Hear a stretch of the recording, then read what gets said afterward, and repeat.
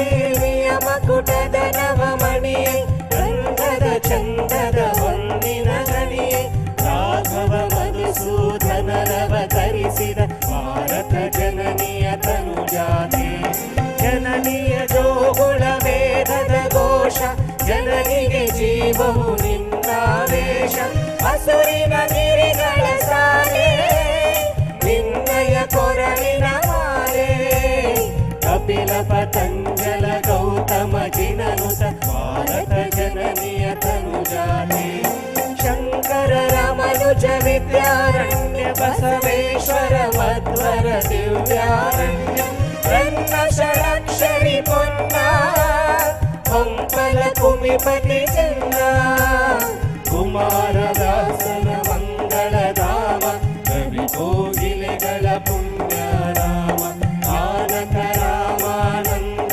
ಕವೀರರ ಭಾರತ ಜನನಿಯ ತನುಜಾತೆ ಐರಪ ಹೊಯ್ಸಳರಾಳಿದ ನಾಡೆ ಕಂಕಣ ಜಗಣರ ನೆಚ್ಚಿನ ಬೇಡೆ ಕೃಷ್ಣ ಶರಾವತಿ ತುಂಗ ಕಾವೇರಿಯವರ ರಂಗ ಚೈತನ್ಯ ಪರಮಹಂಸ ವಿವೇಕರ ಭಾರತ ಜನನಿಯ ತನುಜಾತೆ ಸರ್ವ ಜನಾಂಗದ ಶಾಂತಿಯ ತೋಟ ರಸಿಕರ ಕಂಗಳ ಸೆಳೆಯುವ ನೋಟ ಹಿಂದೂ ಕ್ರೈಸ್ತ ಮುಸಲ್ಮಾನ ಪಾರಸಿಕ ಜೈನ ರುದ್ರಾನ ಜನತನ ಹೋಲುವ ದೊರೆಗಳ ಧಾಮ ಗಾಯಕ ವೈಣಿಕರ ರಾಮ ಕನ್ನಡ ನುಡಿ ಕುಣಿದಾಡುವ ದೇಹ ಕನ್ನಡ ತಾಯಿಯ ಮಕ್ಕಳ ದೇಹ ಭಾರತ ಜನನಿಯ ತನುಜಾತೆ ಜಯ ಹೇ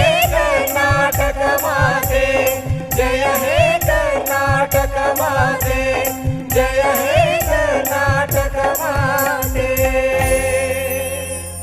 ನಾಡಗೀತೆಯನ್ನು ಪ್ರಸ್ತುತಪಡಿಸಿದಂತಹ ವೀರೇಶ್ ವಾಲಿ ಮತ್ತು ತಂಡದವರಿಗೆ ಅನಂತ ವಂದನೆಗಳು.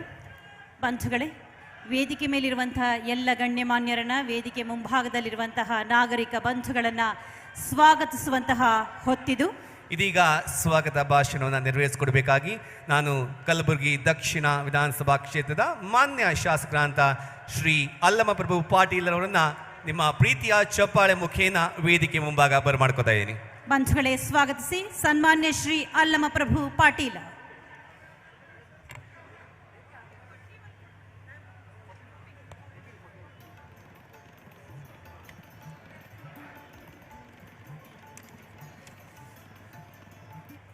ಜಿಲ್ಲಾಡಳಿತ ಹಾಗೂ ಜಿಲ್ಲಾ ಪಂಚಾಯಿತಿ ಕಲಬುರಗಿ ಇವರ ಸಂಯುಕ್ತ ಆಶ್ರಯದಲ್ಲಿ ಕರ್ನಾಟಕ ಘನ ಸರ್ಕಾರದ 5 ಗ್ಯಾರಂಟಿ ಯೋಜನೆಗಳ ಫಲಾನುಭವಿಗಳ ಸಮಾವೇಶ ಹಾಗೂ ವಿವಿಧ ಅಭಿವೃದ್ಧಿ ಕಾಮಗಾರಿಗಳ ಶಂಕುಸ್ಥಾಪನೆ ಮತ್ತು ಉದ್ಘಾಟನೆ ಸಮಾರಂಭದ ಉದ್ಘಾಟನೆಯನ್ನು ಮಾಡಲು ಆಗಮಿಸಿರ್ತಕ್ಕಂಥ ಮತ್ತು ಇವತ್ತಿನ ಈ ಕಾರ್ಯಕ್ರಮಕ್ಕೆ ಕಾರಣೀಭೂತರು ಆಗಿರ್ತಕ್ಕಂಥ 5 ಗ್ಯಾರಂಟಿಗಳಿಗೆ ಕಾರಣೀಭೂತರು ಮತ್ತು ಉದ್ಘಾಟನೆ ಮತ್ತು ಅಡಿಗಲ್ಲು ಸಮಾರಂಭದ ಕಾರ್ಯಕ್ರಮಕ್ಕೂ ಕಾರಣೀಭೂತರು. 5 ಗ್ಯಾರಂಟಿಗಳ ಬಗ್ಗೆ AICC ಅಧ್ಯಕ್ಷರಾದ ಮೇಲೆ ಕರ್ನಾಟಕಕ್ಕೆ ಪ್ರದೇಶ ಕಾಂಗ್ರೆಸ್ಸಿನ ಅಧ್ಯಕ್ಷರಿಗೂ ವಿರೋಧ ಪಕ್ಷದ ನಾಯಕರಾಗಿರ್ತಕ್ಕಂಥ ಸನ್ಮಾನ್ಯ ಸಿದ್ದರಾಮಯ್ಯನವರಿಗೂ DK ಶಿವಕುಮಾರ್ ಅವರಿಗೆ ಒಂದು ಆದೇಶವನ್ನು ಮಾಡಿದರು.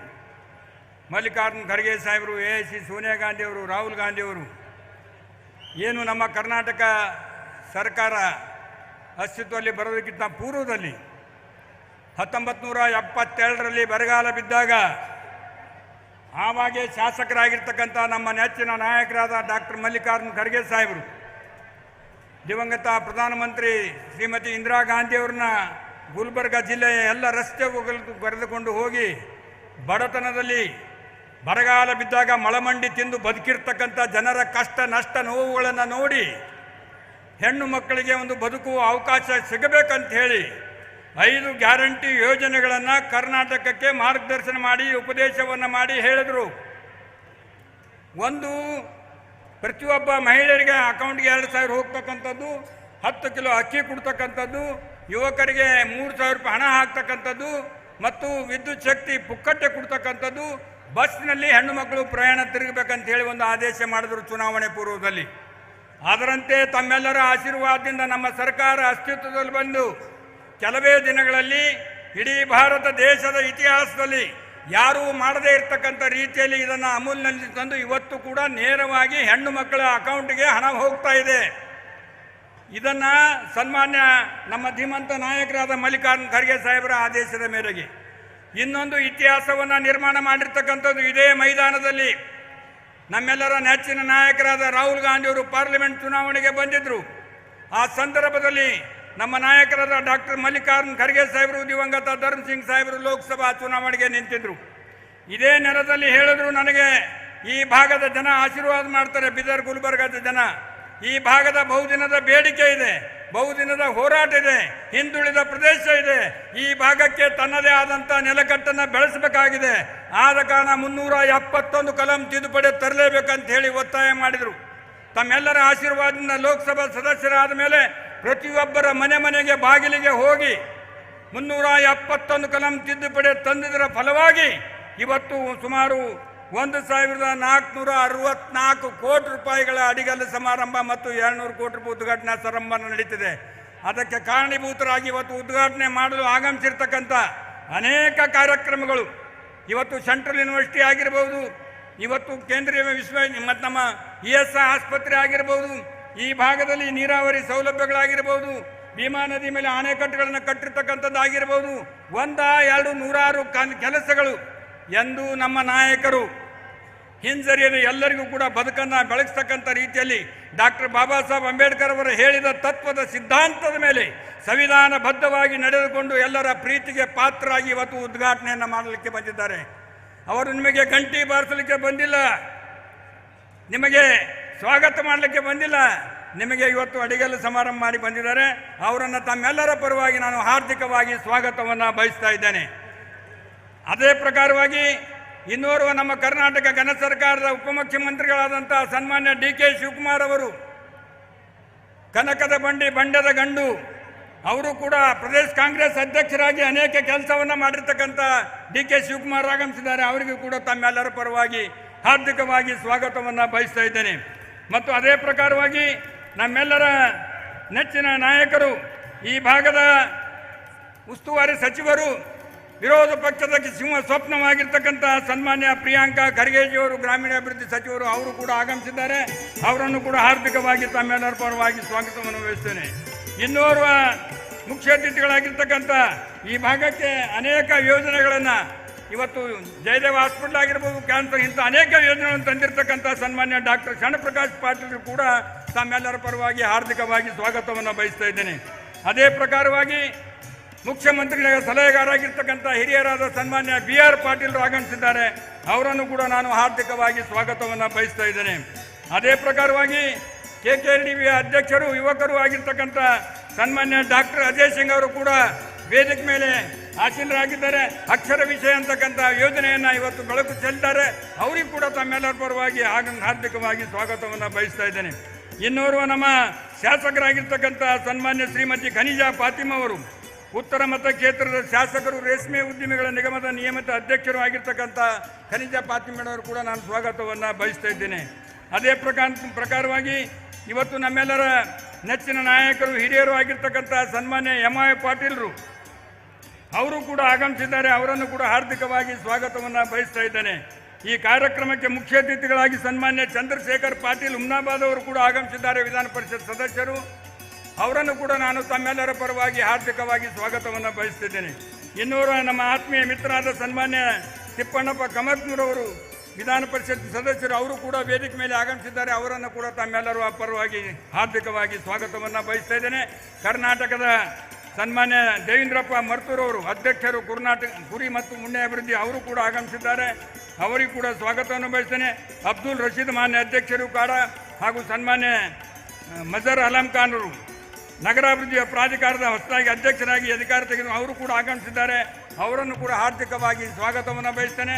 ಜಿಲ್ಲಾ ಕಾಂಗ್ರೆಸ್ಸಿನ ಅಧ್ಯಕ್ಷರಾದ ಸನ್ಮಾನ್ಯ ಜಗದೇವ್ ಗುತ್ತೇದಾರ್ ಅವರು, ವಿಧಾನ ಪರಿಷತ್ ಸದಸ್ಯರಾದ ಅರಳಿಯವರು, ಮಾಜಿ ಮಂತ್ರಿಗಳು, ನೆಚ್ಚಿನ ಹಿರಿಯ ನಾಯಕರಾದ ರೇವು ನಾಯಕ್ ಅವರು, ಕಮಿಷನರ್ ಅವರು, ಮತ್ತು ವೇದಿಕೆ ಮೇಲೆ ಭವನ್ ಸಿಂಗ್ ಅವರು, ಮತ್ತು ನಮ್ಮ ಫೌಜಿನಾ ತರಂ DC ಅವರು, ಅಕ್ಷಯ್ ಹಾಕೆ ಅವರು, ಪಾಟೀಲ್ ವಿನೇಶ್ ದೇಶಿ ಅವರು, ಅನೇಕ ವಿವಿಧ ಸಮಾರಂಭದಲ್ಲಿ ವೇದಿಕೆ ಮೇಲೆ ಇರ್ತಕ್ಕಂಥ ಎಲ್ಲ ಗಣ್ಯರಿಗೂ, ಅಧಿಕಾರಿಗಳಿಗೂ, ಮಾಧ್ಯಮದ ಮಿತ್ರರಿಗೂ, ಹಾಗ ಎಲ್ಲ ಸಾರ್ವಜನಿಕ ಬಂಧುಗಳಿಗೂ ಕೂಡ ನಾನು ಜಿಲ್ಲಾಡಳಿತ, ಜಿಲ್ಲಾ ಪಂಚಾಯತಿ ಹಾಗೂ ನನ್ನ ಪರವಾಗಿ ತಮ್ಮೆಲ್ಲರಿಗೂ ಹಾರ್ದಿಕವಾಗಿ ಸ್ವಾಗತವನ್ನು ಬಯಸ್ತಾ ಇದ್ದ ಜಗನ್ನಾಥ್ ಗೋಧಿಯವರು, ಚೈತನ್ಯವರು, ಅನೇಕ ಮುಖಂಡರು ಕೂಡ ವೇದಿಕೆ ಮೇಲೆ, ಬ್ಲಾಕ್ ಕಾಂಗ್ರೆಸ್ಸಿನ ಅಧ್ಯಕ್ಷರು ಮತ್ತು ಮಹಾನಗರ ಪಾಲಿಕೆ ಸದಸ್ಯರು ಕೂಡ ವೇದಿಕೆ ಮೇಲಿದ್ದಾರೆ.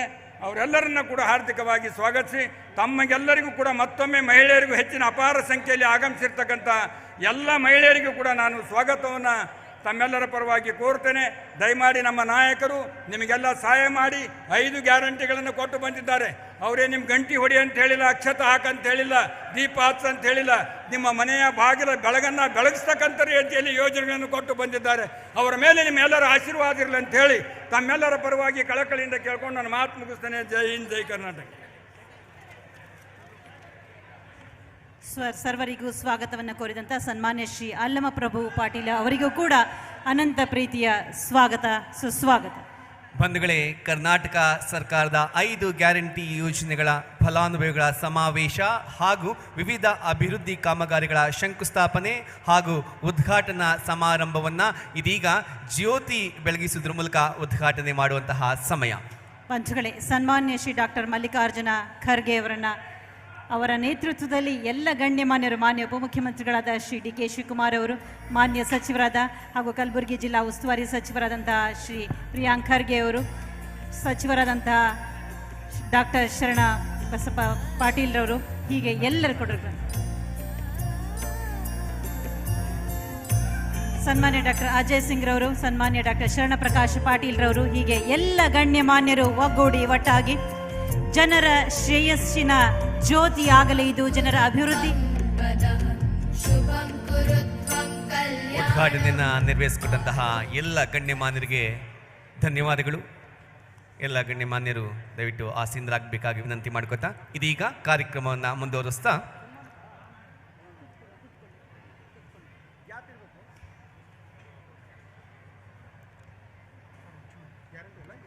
ಪಂಚಗಳೇ,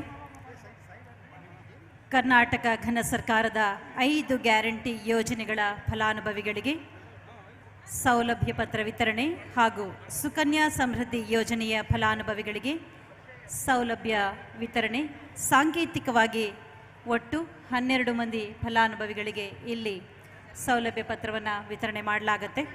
ನುಡಿದಂತೆ ನಡೆದಂತಹ ಸರ್ಕಾರ, ಕರ್ನಾಟಕ ಸರ್ಕಾರ ತಾನು ಭರವಸೆ ಕೊಟ್ಟ ರೀತಿಯಲ್ಲಿ 5 ಗ್ಯಾರಂಟಿಯನ್ನು ಈಗಾಗಲೇ ಜಾರಿಗೆ ತಂದಿದ್ದಾರೆ. ಇದೀಗ ಸಾಂಕೇತಿಕವಾಗಿ ವೇದಿಕೆಯಲ್ಲಿ 6 ಯೋಜನೆಯ ಒಟ್ಟು 12 ಫಲಾನುಭವಿಗಳಿಗೆ ವಿತರಣೆ ಮಾಡಲಾಗ್ತಾ ಇದೆ. ದಯವಿಟ್ಟು ಈಗ ಮೊದಲನೇದಾಗಿ ವೇದಿಕೆ ಮೇಲೆ ಆಗಮಿಸಬೇಕು ಅನ್ನಭಾಗ್ಯ ಯೋಜನೆ ಫಲಾನುಭವಿ ಆಗಿರುವಂತಹ ಗೌಸಿಯಾ ಬೇಗಂ. ಅನ್ನಭಾಗ್ಯ ಯೋಜನೆ ಫಲಾನುಭವಿ ಗೌಸಿಯಾ ಬೇಗಂ ಮತ್ತು ಶೋಭಾ ಗುರುನಾಥ್. ಹಾಗೆ ಯುವ ನಿಧಿ ಯೋಜನೆ ಅಡಿಯಲ್ಲಿ ಶಿವರಾಜ್ ಕುಮಾರ ಹಾಗೂ ಭಾಗ್ಯವಂತ. ಗೃಹಲಕ್ಷ್ಮಿ ಯೋಜನೆಯ ಫಲಾನುಭವಿ ಶ್ರೀಮತಿ ರಾಣಿ, ಶ್ರೀಮತಿ ಪ್ರೀತಿ. ಶಕ್ತಿ ಯೋಜನೆ ಅಡಿಯಲ್ಲಿ ಸಂಗೀತ ಹಾಗೂ ಶ್ರೀಮತಿ ಶರಣಮ್ಮ. ಗೃಹ ಜ್ಯೋತಿ ಯೋಜನೆ ಅಡಿಯಲ್ಲಿ ನಾಗಮ್ಮ ಕಟ್ಟಿಮನಿ, ಪ್ರಕಾಶ. ಹಾಗೂ ಸುಕನ್ಯಾ ಸಮೃದ್ಧಿ ಯೋಜನೆಯಡಿ ಲಕ್ಷ್ಮಿ ಹಾಗೂ ಪ್ರತೀಕ್ಷಾ. ಬಂಧುಗಳೇ, ಈ ಎಲ್ಲ ಮಂದಿಗೆ ಸನ್ಮಾನ್ಯ ಶ್ರೀ ಡಾಕ್ಟರ್ ಮಲ್ಲಿಕಾರ್ಜುನ ಖರ್ಗೆ ಅವರು, ಮಾನ್ಯ ರಾಜ್ಯಸಭೆಯ ವಿರೋಧ ಪಕ್ಷದ ನಾಯಕರು ಹಾಗೂ ಸಂಸದರು, ರಾಜ್ಯಸಭೆ ಕಲಬುರಗಿ, ಹಾಗೂ ಸನ್ಮಾನ್ಯ ಉಪಮುಖ್ಯಮಂತ್ರಿಗಳಾದ ಶ್ರೀ ಡಿ.ಕೆ. ಶಿವಕುಮಾರ್ ಅವರು ಸೌಲಭ್ಯ ಪತ್ರ ಅಂದರೆ ಗ್ಯಾರಂಟಿ ಪತ್ರದ ವಿತರಣೆಯನ್ನು ಮಾಡಲಿದ್ದಾರೆ.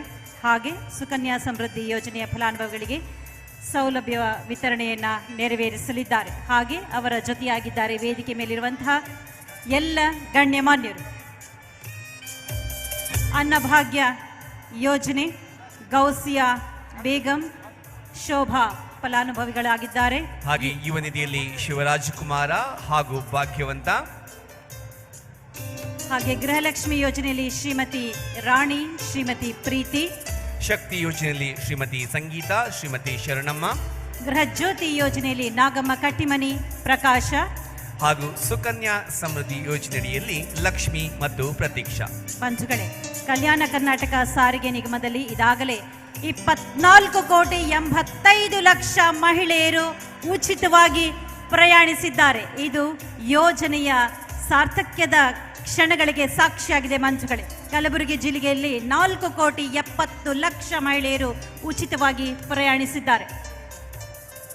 ಎಲ್ಲ ಫಲಾನುಭವಿಗಳಿಗೆ ಧನ್ಯವಾದಗಳು. ಹಾಗೆ ಸೌಲಭ್ಯ ವಿತರಣೆಯನ್ನು ನೆರವೇರಿಸಿದಂತಹ ಗಣ್ಯಮಾನ್ಯರಿಗೆ ಅನಂತ ವಂದನೆಗಳು.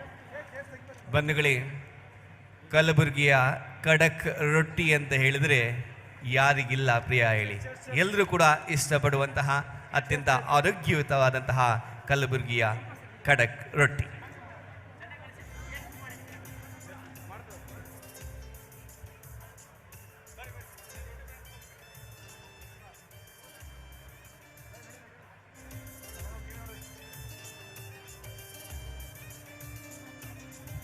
ಬಂಧುಗಳೇ, ಜನರ ಆರೋಗ್ಯವನ್ನು ಕಾಪಾಡುವಂತಹ ನಿಟ್ಟಿನಲ್ಲಿ ಕಲಬುರಗಿ ರೊಟ್ಟಿ ಬ್ರ್ಯಾಂಡ್ ಪಡೆದುಕೊಳ್ಳಲಿದೆ. ಅಂದರೆ ಅರ್ಥಾತ್ ಮಾರುಕಟ್ಟೆಯಲ್ಲಿ ಲಭ್ಯವಾಗಿ ಜನರ ಆರೋಗ್ಯವನ್ನು ಕಾಪಾಡುವಂತಹ ನಿಟ್ಟಿನಲ್ಲಿ ಪ್ರಚಾರವನ್ನು ನೀಡುವಂತಹ ಹಾದಿಯಲ್ಲಿ ಕಲಬುರಗಿ ರೊಟ್ಟಿ ಬ್ರ್ಯಾಂಡ್ ಲೋಕಾರ್ಪಣೆಯಾಗಲಿದೆ ಇನ್ನೀಗ ಸನ್ಮಾನ್ಯ ಡಾಕ್ಟರ್ ಮಲ್ಲಿಕಾರ್ಜುನ ಖರ್ಗೆ ಅವರಿಂದ.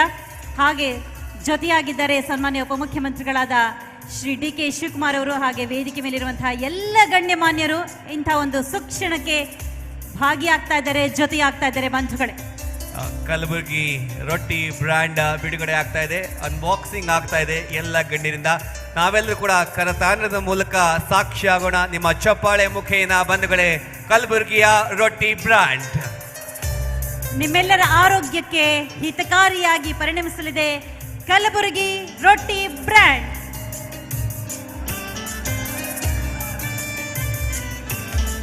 ಖಡಕ್ ರೊಟ್ಟಿಯನ್ನ ಸೇವಿಸಿ ನೀವೆಲ್ಲರೂ ಕಟ್ಟು ಮಸ್ತಾಗಿ ಇರಲಿ ಎನ್ನುವಂತಹ ಆಶಯ ಇದರಲ್ಲಿ ಅಡಗಿದೆ. ಕಲಬುರಗಿ ರೊಟ್ಟಿ ಬ್ರ್ಯಾಂಡ್. ಸಿರಿಧಾನ್ಯದ ಶಕ್ತಿ ವಿಶ್ವಕ್ಕೆ ಗೊತ್ತು ಬಂಧುಗಳೇ, ಅದು ನಮ್ಮ ಉತ್ತರ ಕರ್ನಾಟಕದ ಕಲಬುರಗಿಯ ರೊಟ್ಟಿಯ ಶಕ್ತಿ. ಧನ್ಯವಾದಗಳು ಎಲ್ಲ ಗಣ್ಯಮಾನ್ಯರಿಗೆ. ಕಲಬುರಗಿ ರೊಟ್ಟಿ ನಾಡಿನಾದ್ಯಂತ ಮನೆ ಮಾತಾಗಿ ಎಲ್ಲರ ಆರೋಗ್ಯಕ್ಕೆ ಅಭಯವನ್ನು ನೀಡುವಂತಹ ಆಹಾರವಾಗಿ ಪರಿಣಮಿಸಲಿ ಎನ್ನುವಂತಹ ಆಶಯದಿಂದ ಕಲಬುರಗಿ ರೊಟ್ಟಿ ಬ್ರ್ಯಾಂಡ್ ಲೋಕಾರ್ಪಣೆಗೊಳಿಸಿದಂತಹ ಮಹನೀಯರಿಗೆ ಅನಂತ ವಂದನೆಗಳು. ಹಾಗೆ ಕಾರ್ಯಕ್ರಮವನ್ನು ಮುಂದುವರಿಸ್ತಾ ಕಲಬುರಗಿ ಜಿಲ್ಲೆಯ ವಿವಿಧ ಇಲಾಖೆಗಳ ಕಾಮಗಾರಿಗಳ ಶಂಕುಸ್ಥಾಪನೆ ಹಾಗೂ ಉದ್ಘಾಟನೆಯನ್ನು ನೆರವೇರಿಸಿಕೊಡುವಂತಹ ಸಮಯ ಬಟನ್ ಒತ್ತೋದ್ರ ಮೂಲಕ.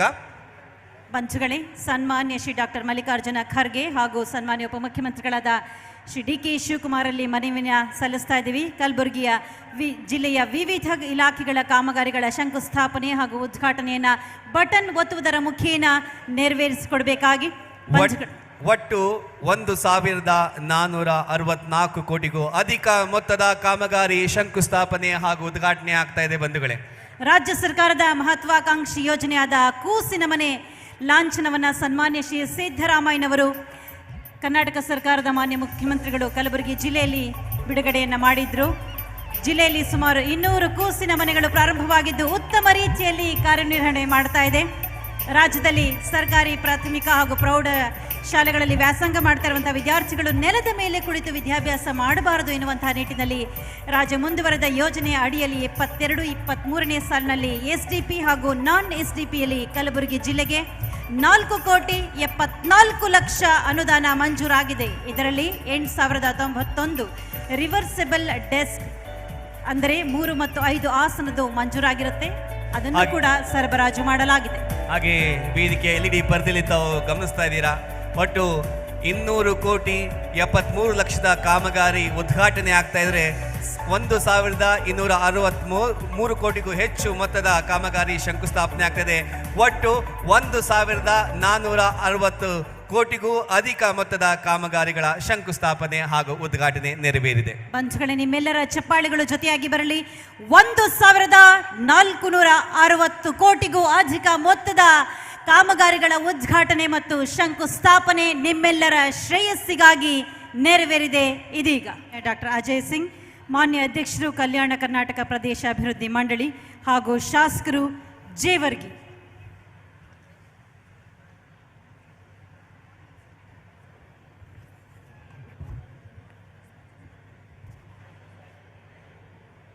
ಜಿಲ್ಲಾಡಳಿತ ಹಾಗೂ ಜಿಲ್ಲಾ ಪಂಚಾಯತಿ ಕಲಬುರಗಿ ಸಂಯುಕ್ತಾಶ್ರಯದಲ್ಲಿ ಕರ್ನಾಟಕ ಸರ್ಕಾರದ 5 ಗ್ಯಾರಂಟಿ ಯೋಜನೆಗಳ ಫಲಾನುಭವಿಗಳ ಸಮಾವೇಶ ಹಾಗೂ ಸುಮಾರು 1464 ಕಾರ್ಯಕ್ರಮಗಳ ಕೆಲಸಗಳ ಅಡಿಗಲ್ಲು ಹಾಗೂ ಉದ್ಘಾಟನೆ ಸಮಾರಂಭದ ವೇದಿಕೆ ಮೇಲೆ ಆಸೀನರಾಗಿರುವಂತಹ ನಿಮ್ಮೆಲ್ಲರ ನಾಯಕರು, ಅಖಿಲ ಭಾರತ ಕಾಂಗ್ರೆಸ್ ಸಮಿತಿಯ ಅಧ್ಯಕ್ಷರು, ರಾಜ್ಯಸಭಾದಲ್ಲಿ ವಿರೋಧ ಪಕ್ಷದ ನಾಯಕರು ಆಗಿರುವಂತಹ ಸನ್ಮಾನ್ಯ ಡಾಕ್ಟರ್ ಮಲ್ಲಿಕಾರ್ಜುನ್ ಖರ್ಗೆ ಸಾಹೇಬರೇ, ಹಾಗೂ ಕರ್ನಾಟಕ ಪ್ರದೇಶ ಕಾಂಗ್ರೆಸ್ ಸಮಿತಿಯ ಅಧ್ಯಕ್ಷರು ಹಾಗೂ ಮಾನ್ಯ ಉಪಮುಖ್ಯಮಂತ್ರಿಗಳು, ಬೃಹತ್ ನೀರಾವರಿ ಸಚಿವರಾಗಿರುವಂಥ ಸನ್ಮಾನ್ಯ ಶ್ರೀ DK ಶಿವಕುಮಾರ್ ಅವರೇ, ಹಾಗೂ ಕಲಬುರಗಿ ಉಸ್ತುವಾರಿ ಸಚಿವರು, ಗ್ರಾಮೀಣಾಭಿವೃದ್ಧಿ ಸಚಿವರಾಗಿರುವ ಸನ್ಮಾನ್ಯ ಪ್ರಿಯಾಂಕ್ ಖರ್ಗೆ ಅವರೇ, ಈಗಾಗಲೇ ನಿಮ್ಮೆಲ್ಲರಿಗೆ ಉದ್ದೇಶಿಸಿ ಮಾತಾಡಿರುವಂತಹ ವೈದ್ಯಕೀಯ ಶಿಕ್ಷಣ ಸಚಿವರಾಗಿರುವಂತಹ ಸನ್ಮಾನ್ಯ ಡಾಕ್ಟರ್ ಶರಣ್ ಪ್ರಕಾಶ್ ಪಾಟೀಲ್ ಅವರೇ, ಮುಖ್ಯ ಅತಿಥಿಗಳಾಗಿರುವಂತಹ ಹಾಗೂ ಮಾನ್ಯ ಮುಖ್ಯಮಂತ್ರಿಗಳ ಸಲಹೆಗಾರರಾಗಿರುವಂತಹ ಸನ್ಮಾನ್ಯ BR ಪಾಟೀಲ್ ಅವರೇ, ಹಾಗೂ ವೇದಿಕೆ ಮೇಲೆ ಆಸೀನರಾಗಿರುವಂಥ ಸಮಯದ ಒಂದು ಅಭಾವ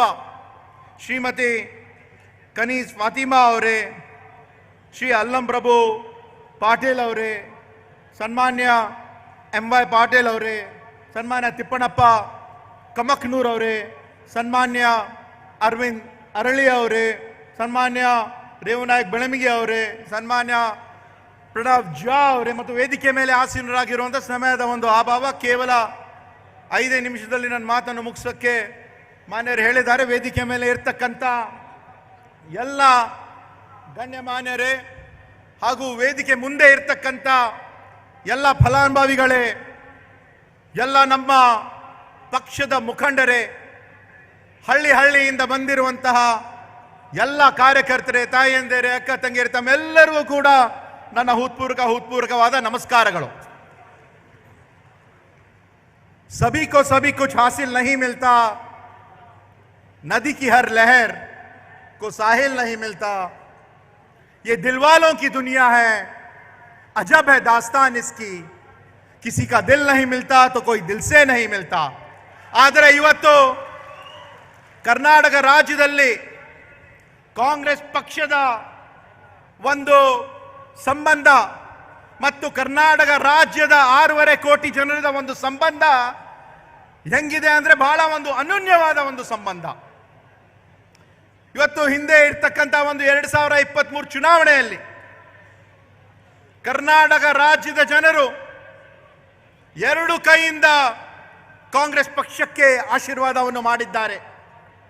ಬಹುಶಃ 1989ರಲ್ಲಿ ಅಂತ ಒಂದು ಸಂದರ್ಭದಲ್ಲಿ ದಿವಂಗತ ವೀರೇಂದ್ರ ಪಾಟೀಲ್ ಅವರ ಒಂದು ನೇತೃತ್ವದಲ್ಲಿ ಕಾಂಗ್ರೆಸ್ ಪಕ್ಷ ಸುಮಾರು 175ಕ್ಕಿಂತ ಅಧಿಕ ಸೀಟನ್ನು ನಾವು ಗೆದ್ದಿದ್ವಿ. ಅದ ನಂತರ ಸುಮಾರು 34 ವರ್ಷ ನಂತರ ಮತ್ತೊಮ್ಮೆ ಕರ್ನಾಟಕ ರಾಜ್ಯದ ಜನತೆ ನಮಗೆ 135 ಸೀಟನ್ನು ಆಶೀರ್ವಾದವನ್ನು ಅವರು ಮಾಡಿದ್ದಾರೆ. ನಮ್ಮ ಸರ್ಕಾರ ಈ ಒಂದು ಕರ್ಮಭೂಮಿ ಅಣ್ಣ ಬಸವಣ್ಣ ಅವರು ಹೇಳಿದಂತೆ ನುಡಿದರೆ ಮುತ್ತಿನ ಹಾರದಂತಿರಬೇಕು, ನುಡಿದರೆ ಸ್ಫಟಿಕದ ಶಲಾಕೆ ಅಂತಿರಬೇಕು, ನುಡಿದರೆ ಲಿಂಗ ಮೆಚ್ಚಿ ಹೌದು ಹೌದು ಎನ್ನಬೇಕು. ನುಡಿದಂತೆ ನಡೆದಿರುವಂಥ ನಮ್ಮ ಸರ್ಕಾರ ಅಂದರೆ ಹಿಂದೆ ಇರ್ತಕ್ಕಂಥ ನಮ್ಮ ಸರ್ಕಾರ 2013ನಿಂದ 2018ರಲ್ಲಿ ನಮ್ಮ ಕಾಂಗ್ರೆಸ್ ಸರ್ಕಾರ ಸುಮಾರು 165 ಭರವಸೆಯಲ್ಲಿ ನಾವು 158 ಭರವಸೆಯನ್ನು ಈಡೇರಿಸಿದ್ದೀವಿ. ಈ ಬಾರಿ ನಮ್ಮ ಪಕ್ಷ ಕೊಟ್ಟಿರುವಂತಹ ಒಂದು ಪಂಚ ಗ್ಯಾರಂಟಿ ಅಂದ್ರೆ ನಮ್ಮ ಹಸ್ತ ಇದ್ದಾಗೆ, ಈ ಒಂದು 5 ಬೆರಳು ಇದ್ದಾಗೆ. ಅನ್ನಭಾಗ್ಯ, ಗೃಹ ಜ್ಯೋತಿ, ಗೃಹಲಕ್ಷ್ಮಿ, ಯುವ ನಿಧಿ, ಶಕ್ತಿ ಯೋಜನೆ, ಈ ಒಂದು 5 ಯೋಜನೆಯೂ ಕೂಡ ನಾವು ಜಾರಿಗೊಳಿಸಿದ್ವಿ. ಬಹುಶಃ ಅನ್ನಭಾಗ್ಯ ಅಂತ ಒಂದು ಕಾರ್ಯಕ್ರಮ ಹಿಂದೆ ನಮ್ಮ ಸರ್ಕಾರ ನಮ್ಮ ಕರ್ನಾಟಕ ರಾಜ್ಯದಲ್ಲಿ ಇರ್ತಕ್ಕಂಥ ಸುಮಾರು 1,28,00,000 ಜನರಿಗೆ ಪಡಿತರ ಚೀಟಿ ಏನು ನಾವು ಮುಖಾಂತರ ನಾವು ಕೊಟ್ಟಿದ್ದೀವಿ. ಸುಮಾರು ಕರ್ನಾಟಕ ರಾಜ್ಯದಲ್ಲಿ 4,48,00,000 ಫಲಾನುಭವಿಗಳಾಗಿದ್ದಾರೆ. ಮನೆ ಮನೆಗೆ ಮುಟ್ತದೆ. ನಮ್ಮ ಸರ್ಕಾರ ಹಿಂದೆ ಪ್ರತಿ ಮನೆಗೆ ಒಂದು 7 kg ಅಕ್ಕಿಯನ್ನು ಮಾಡಿದ್ವಿ. ಆದರೆ ಅದನ್ನು ಕಡಿತವನ್ನು ಮಾಡಿ 5 kg ಮಾಡಿದ್ರು. ನಮ್ಮ ಸರ್ಕಾರ ಬಂದಾಗ ಮತ್ತೊಮ್ಮೆ ನಾವು 10 kg ಮಾಡಿದ್ದೀವಿ. ಆದರೆ ಒಂದು ಕೇಂದ್ರ ಆಹಾರ ನಿಗಮದಲ್ಲಿ ಬಿಜೆಪಿಯವರ ಒಂದು ಕುಮ್ಮಕದಿಂದ ಅವರು ನಾವು 5 kg ಅಕ್ಕಿ ಕೊಡಲ್ಲ, ಯಾಕಂದರೆ ಪ್ರತಿ ತಿಂಗಳು ಸುಮಾರು 2,29,000 ಮೆಟ್ರಿಕ್ ಟನ್ ಅವಶ್ಯಕತೆ ಇರ್ತದೆ, ಅದು ನಾವು ಕೊಡಲ್ಲ ಅಂತ ಹೇಳಿದ್ರು. ಆದ್ರೂ ಕೂಡ ನಾವು DBT ಮುಖಾಂತರ 34 ರೂಪಾಯಿ ಪರ್ kg 170 ರೂಪಾಯಿ ನಾವು ಡೈರೆಕ್ಟ್ ಟ್ರಾನ್ಸ್ಫರ್ ಮಾಡ್ತಾ ಇದ್ದೀವಿ. ಅದಕ್ಕೂ ಸುಮಾರು 10,000 ಕೋಟಿ. ಅದೇ ಒಂದು ರೀತಿಯಿಂದ ಗೃಹಲಕ್ಷ್ಮಿಯಲ್ಲಿ ಸುಮಾರು 24,000 ಕೋಟಿ. ಆ ಒಂದು ಎಲ್ಲ ಯೋಜನೆಗಳ ಬಗ್ಗೆ ಸುದೀರ್ಘವಾಗಿ ನಮ್ಮ ಮುಖ್ಯಸ್ಥರು ಕೂಡ ಹೇಳೋರಿದ್ದಾರೆ. ಇದಕ್ಕಾಗಿ ನಾವು ಸುಮಾರು 52,000 ಕೋಟಿ ಹಣವನ್ನು ನಾವು ಮೀಸಲಿಟ್ಟಿದ್ದೀವಿ. ನಾವು ಇವತ್ತು ವಿಶೇಷವಾಗಿ ನಾನು ಹೇಳಬೇಕಂದ್ರೆ ನಮ್ಮ ಕಲ್ಯಾಣ ಕರ್ನಾಟಕ ಭಾಗದ ಜನರು ಯಾವ ಕಾಲಕ್ಕೂ ನಮ್ಮ ಅಖಿಲ ಭಾರತ ಕಾಂಗ್ರೆಸ್ ಸಮಿತಿಯ ಅಧ್ಯಕ್ಷರಾಗಿರುವಂತಹ ಸನ್ಮಾನ್ಯ ಮಲ್ಲಿಕಾರ್ಜುನ್ ಖರ್ಗೆ ಸಾಹೇಬ್ರಕ್ಕೆ ಮರೆಯುವುದಕ್ಕೆ ಸಾಧ್ಯ ಇಲ್ಲ. 2012-13ರಲ್ಲಿ ಅವರು ಕೇಂದ್ರ ಸಚಿವರಿದ್ದಾಗ ಹಾಗೂ ನಮ್ಮ ತಂದೆಯವರಾಗಿರುವ ದಿವಂಗತ ಧರಮ್ ಸಿಂಗ್ ಸಾಹೇಬರು ಅವರು ಕೂಡ ಸಂಸದರಿದ್ದಾಗ ಅವರು ಆರ್ಟಿಕಲ್ 371J ತಿದ್ದುಪಡಿಯನ್ನು ಮಾಡಿ ಈ ಒಂದು ಭಾಗದ ಜನರಿಗೆ ಸದನದಲ್ಲಿ, ಕೇಂದ್ರದ ಒಂದು ಸದನದಲ್ಲಿ ಸುಮಾರು 2/3 ಮೆಜಾರಿಟಿಯನ್ನು ತಗೊಂಡು ಏನು ಒಂದು ಕೊಡುಗೆಯನ್ನು ಕೊಟ್ಟಿದ್ದಾರೆ, ಅದು ಎಂದಿಗೂ ನಾವು ಮರೆಯಕ್ಕೆ ಸಾಧ್ಯ ಇಲ್ಲ. ಇವತ್ತು ನಾವು ಕಲ್ಯಾಣ ಕರ್ನಾಟಕ ಅಭಿವೃದ್ಧಿ ಮಂಡಳಿ ವತಿಯಿಂದ ಬಹಳಷ್ಟು ಕಾರ್ಯಕ್ರಮಗಳು ಅವರ ಒಂದು ಮಾರ್ಗದರ್ಶನದಲ್ಲಿ ಸುಮಾರು ಈ ಒಂದು ಭಾಗದ ಜನರಿಗೆ ಅನುಕೂಲ ಆಗಬೇಕಂತ ಅಕ್ಷರ ಆವಿಷ್ಕಾರ ಯೋಜನೆಯಡಿಯಲ್ಲಿ ಸುಮಾರು 750 ಕೋಟಿ, ಆರೋಗ್ಯ ಆವಿಷ್ಕಾರ ಯೋಜನೆಯಡಿಯಲ್ಲಿ ಸುಮಾರು 300 ಕೋಟಿ, ಉದ್ಯೋಗ ಆವಿಷ್ಕಾರ ಜನರಿಗೆ ಅನುಕೂಲ ಆಗಬೇಕು ಸುಮಾರು 25,000 ಜನರಿಗೆ ಅನುಕೂಲ ಆಗಬೇಕು ಅಂತ ಅದನ್ನು ಕೂಡ ನಾವು ಮಾಡಿದ್ದೀವಿ. ಹಿಂದೆ ಅವರ ಒಂದು ಸಲಹೆ ಮೇರೆಗೆ ಅವ್ರು ಹೇಳಿದರು, ಅವರು ಮಾರ್ಚ್ 11ನೇ ತಾರೀಕು 2018ಕ್ಕೆ ನಮ್ಮ ಜೇವರ್ಗಿ ಮತಕ್ಷೇತ್ರದ ಯಡ್ರಾಮಿ ತಾಲೂಕಿಗೆ ಅವರು ಬಂದಾಗ ಅವರೇ ಖುದ್ದಾಗಿ ಹೇಳಿದ್ರು, ಅಲ್ಲಿ ಒಂದು ಮಿನಿ ವಿಧಾನಸೌಧ ಆಗಬೇಕು, ತಾವು ಕಲ್ಯಾಣ ಕರ್ನಾಟಕ ಅಭಿವೃದ್ಧಿ ಮಂಡಳಿ ಯೋಜನೆಯಿಂದ ತಾವು ಮಾಡಬೇಕಂತ ಒಂದು ಸಲಹೆಯನ್ನು ಅವರು ಕೊಟ್ಟಿದ್ರು. ಅವ್ರಿಗೆ ಮಾರ್ಗದರ್ಶನದಲ್ಲಿ ಇವತ್ತು ಕಲ್ಯಾಣ ಕರ್ನಾಟಕ ಭಾಗದಲ್ಲಿ ಇರ್ತಕ್ಕಂಥ 19 ಹೊಸ ತಾಲೂಕುಗಳೇನಿವೆ, ಅದರಲ್ಲಿ ಈ ಬಾರಿ ತಲಾ 15 ಕೋಟಿ ಒಂದೊಂದು ತಾಲೂಕಿಗೆ ನಾವು ಮತ್ತೆ ಕಂದಾಯ ಇಲಾಖೆ ಸೇರಿ ಸುಮಾರು 135 ಕೋಟಿ ವೆಚ್ಚದ ಆ ಒಂದು ಕಾರ್ಯಕ್ರಮವು ಕೂಡ ನಾವು ಮಾಡಿದ್ದೀವಿ. ಇವತ್ತು ಒಂದೇ ಒಂದು ಕೊನೆಯದಾಗಿ ಅವರು ಸನ್ಮಾನ್ಯ ಮಲ್ಲಿಕಾರ್ಜುನ್ ಖರ್ಗೆ ಸಾಹೇಬರು ಅಖಿಲ ಭಾರತ ಕಾಂಗ್ರೆಸ್ ಸಮಿತಿಯ ಅಧ್ಯಕ್ಷರು ಹಾಗೂ ಅವರು INDIA ಅದರ ಒಂದು ಮುಖ್ಯಸ್ಥರಾಗಿ ನಮ್ಮ ಬಹಳಷ್ಟು ಮುಖಂಡರು ಮಮತಾ ಬ್ಯಾನರ್ಜಿ ಅವರು, ಅರವಿಂದ್ ಕೇಜ್ರಿವಾಲ್ ಅವರು ಕೂಡ ಹೇಳಿದಂತೆ ಮುಂದೆ ನಮ್ಮ ಪಕ್ಷದ ನಮ್ಮ ಈ ಒಂದು INDIA ಅವರ ಅದರ ಒಂದು ಪ್ರಧಾನಮಂತ್ರಿ ಒಂದು ಅಭ್ಯರ್ಥಿ ಅಂತ ಅವರು ಏನು ಒಂದು ಘೋಷಣೆಯನ್ನು ಮಾಡಿದ್ದಾರೆ ಮುಂದೆ ಬರ್ತಕ್ಕಂಥ ದಿನಗಳಲ್ಲಿ. ಯಾಕಂದರೆ 2004ರಲ್ಲೂ ಕೂಡ ಇದೇ ಒಂದು ರೀತಿಯಿಂದ ಮೋದಿಜಿ ಅವರು वो बोल रहे थे हम 400 पार करेंगे, 500 पार करेंगे, मगर 2004 में भी तब इंडिया शाइनिंग हुआ था, सब लोग बोल रहे थे कि आएगा फिर से इंडिया शाइनिंग बीजेपी, मगर क्या हुआ है अभी भी हम जानते हैं. अब पूरे जो देहातों में जो एक अंडर करंट है वो कांग्रेस पार्टी के तरफ है. तो मैं एक ही बात कहना चाहता हूं, मोदी जी, कांग्रेस पार्टी का इतिहास 135 साल से भी बड़ा है। इस जग में जितने जुल्म नहीं उतने सहने की ताकत है।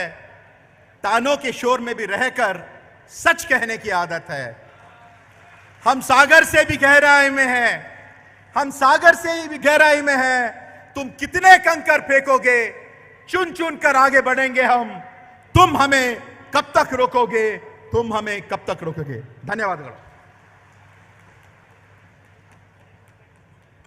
ಬಂಧುಗಳೇ, ಜಗಜ್ಯೋತಿ ಬಸವಣ್ಣವರ ಆಶಯದಂತೆ ನುಡಿದಂತೆ ನಡೆದಂತಹ ಸರ್ಕಾರ ಅಂತ ಹೇಳಿ ಮಾತನಾಡಿದಂತಹ KKRDB ಅಧ್ಯಕ್ಷರು ಹಾಗೂ ಮಾನ್ಯ ಶಾಸಕರಾದಂತಹ ಡಾಕ್ಟರ್ ಅಜಯ್ ಸಿಂಗ್ ಅವರಿಗೆ ಧನ್ಯವಾದಗಳು. ಬಂಧುಗಳೇ, ಕಾಲನ ಚಕ್ರದಂತೆ ಹೃದಯದ ಬಡಿತದಂತೆ ಸದಾಕಾಲ ಜನಸೇವೆಗಾಗಿ ಸಿದ್ಧರಾಗಿ ಬದ್ಧತೆಯಿಂದ ದಿಟ್ಟ ಹೆಜ್ಜೆಗಳನ್ನು ದಾಖಲಿಸ್ತಾ ಇರುವಂಥ ಕರ್ನಾಟಕ ಸರ್ಕಾರದ ಮಾನ್ಯ ಉಪಮುಖ್ಯಮಂತ್ರಿಗಳಾದ ಶ್ರೀ DK ಶಿವಕುಮಾರ್ ಅವರನ್ನ ಅವರ ನುಡಿಗಳಿಗಾಗಿ ಆಹ್ವಾನಿಸೋಣ. ಬಂಧುಗಳೇ, ಚಪ್ಪಾಳೆಗಳ ಮುಖೇನ ಸ್ವಾಗತಿಸಿ ಸನ್ಮಾನ್ಯ ಶ್ರೀ DK ಶಿವಕುಮಾರ್.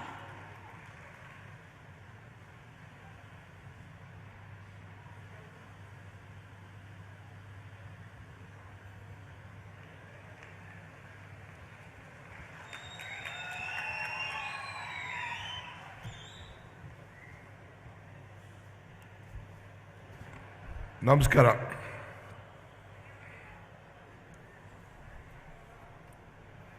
ಭಾರತ ರಾಷ್ಟ್ರೀಯ ಕಾಂಗ್ರೆಸ್ ಪಕ್ಷದ ಅಧ್ಯಕ್ಷರಾದಂಥ ಮಲ್ಲಿಕಾರ್ಜುನ್ ಖರ್ಗೆ ಸಾಹೇಬ್ರೆ, ಈ ಜಿಲ್ಲೆಯ ಉಸ್ತುವಾರಿ ಸಚಿವರಾದಂಥ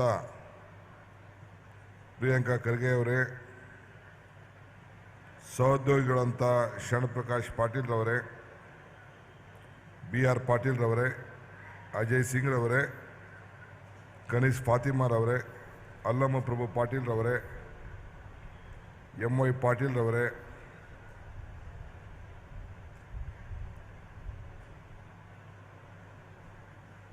ಚಂದ್ರಶೇಖರ್ ಪಾಟೀಲ್ ರವರೇ, ವೇದಿಕೆಯಲ್ಲಿರುವಂಥ ಎಲ್ಲ ರೇವು ನಾಯಕರವರೇ, ನಮ್ಮ ಕಮಕ್ನೂರವರೇ ಮತ್ತು ಎಲ್ಲ ವೇದಿಕೆಯಲ್ಲಿರುವಂಥ ಎಲ್ಲ ಮುಖಂಡಗಳೇ, ಜಿಲ್ಲಾಧಿಕಾರಿಗಳೇ,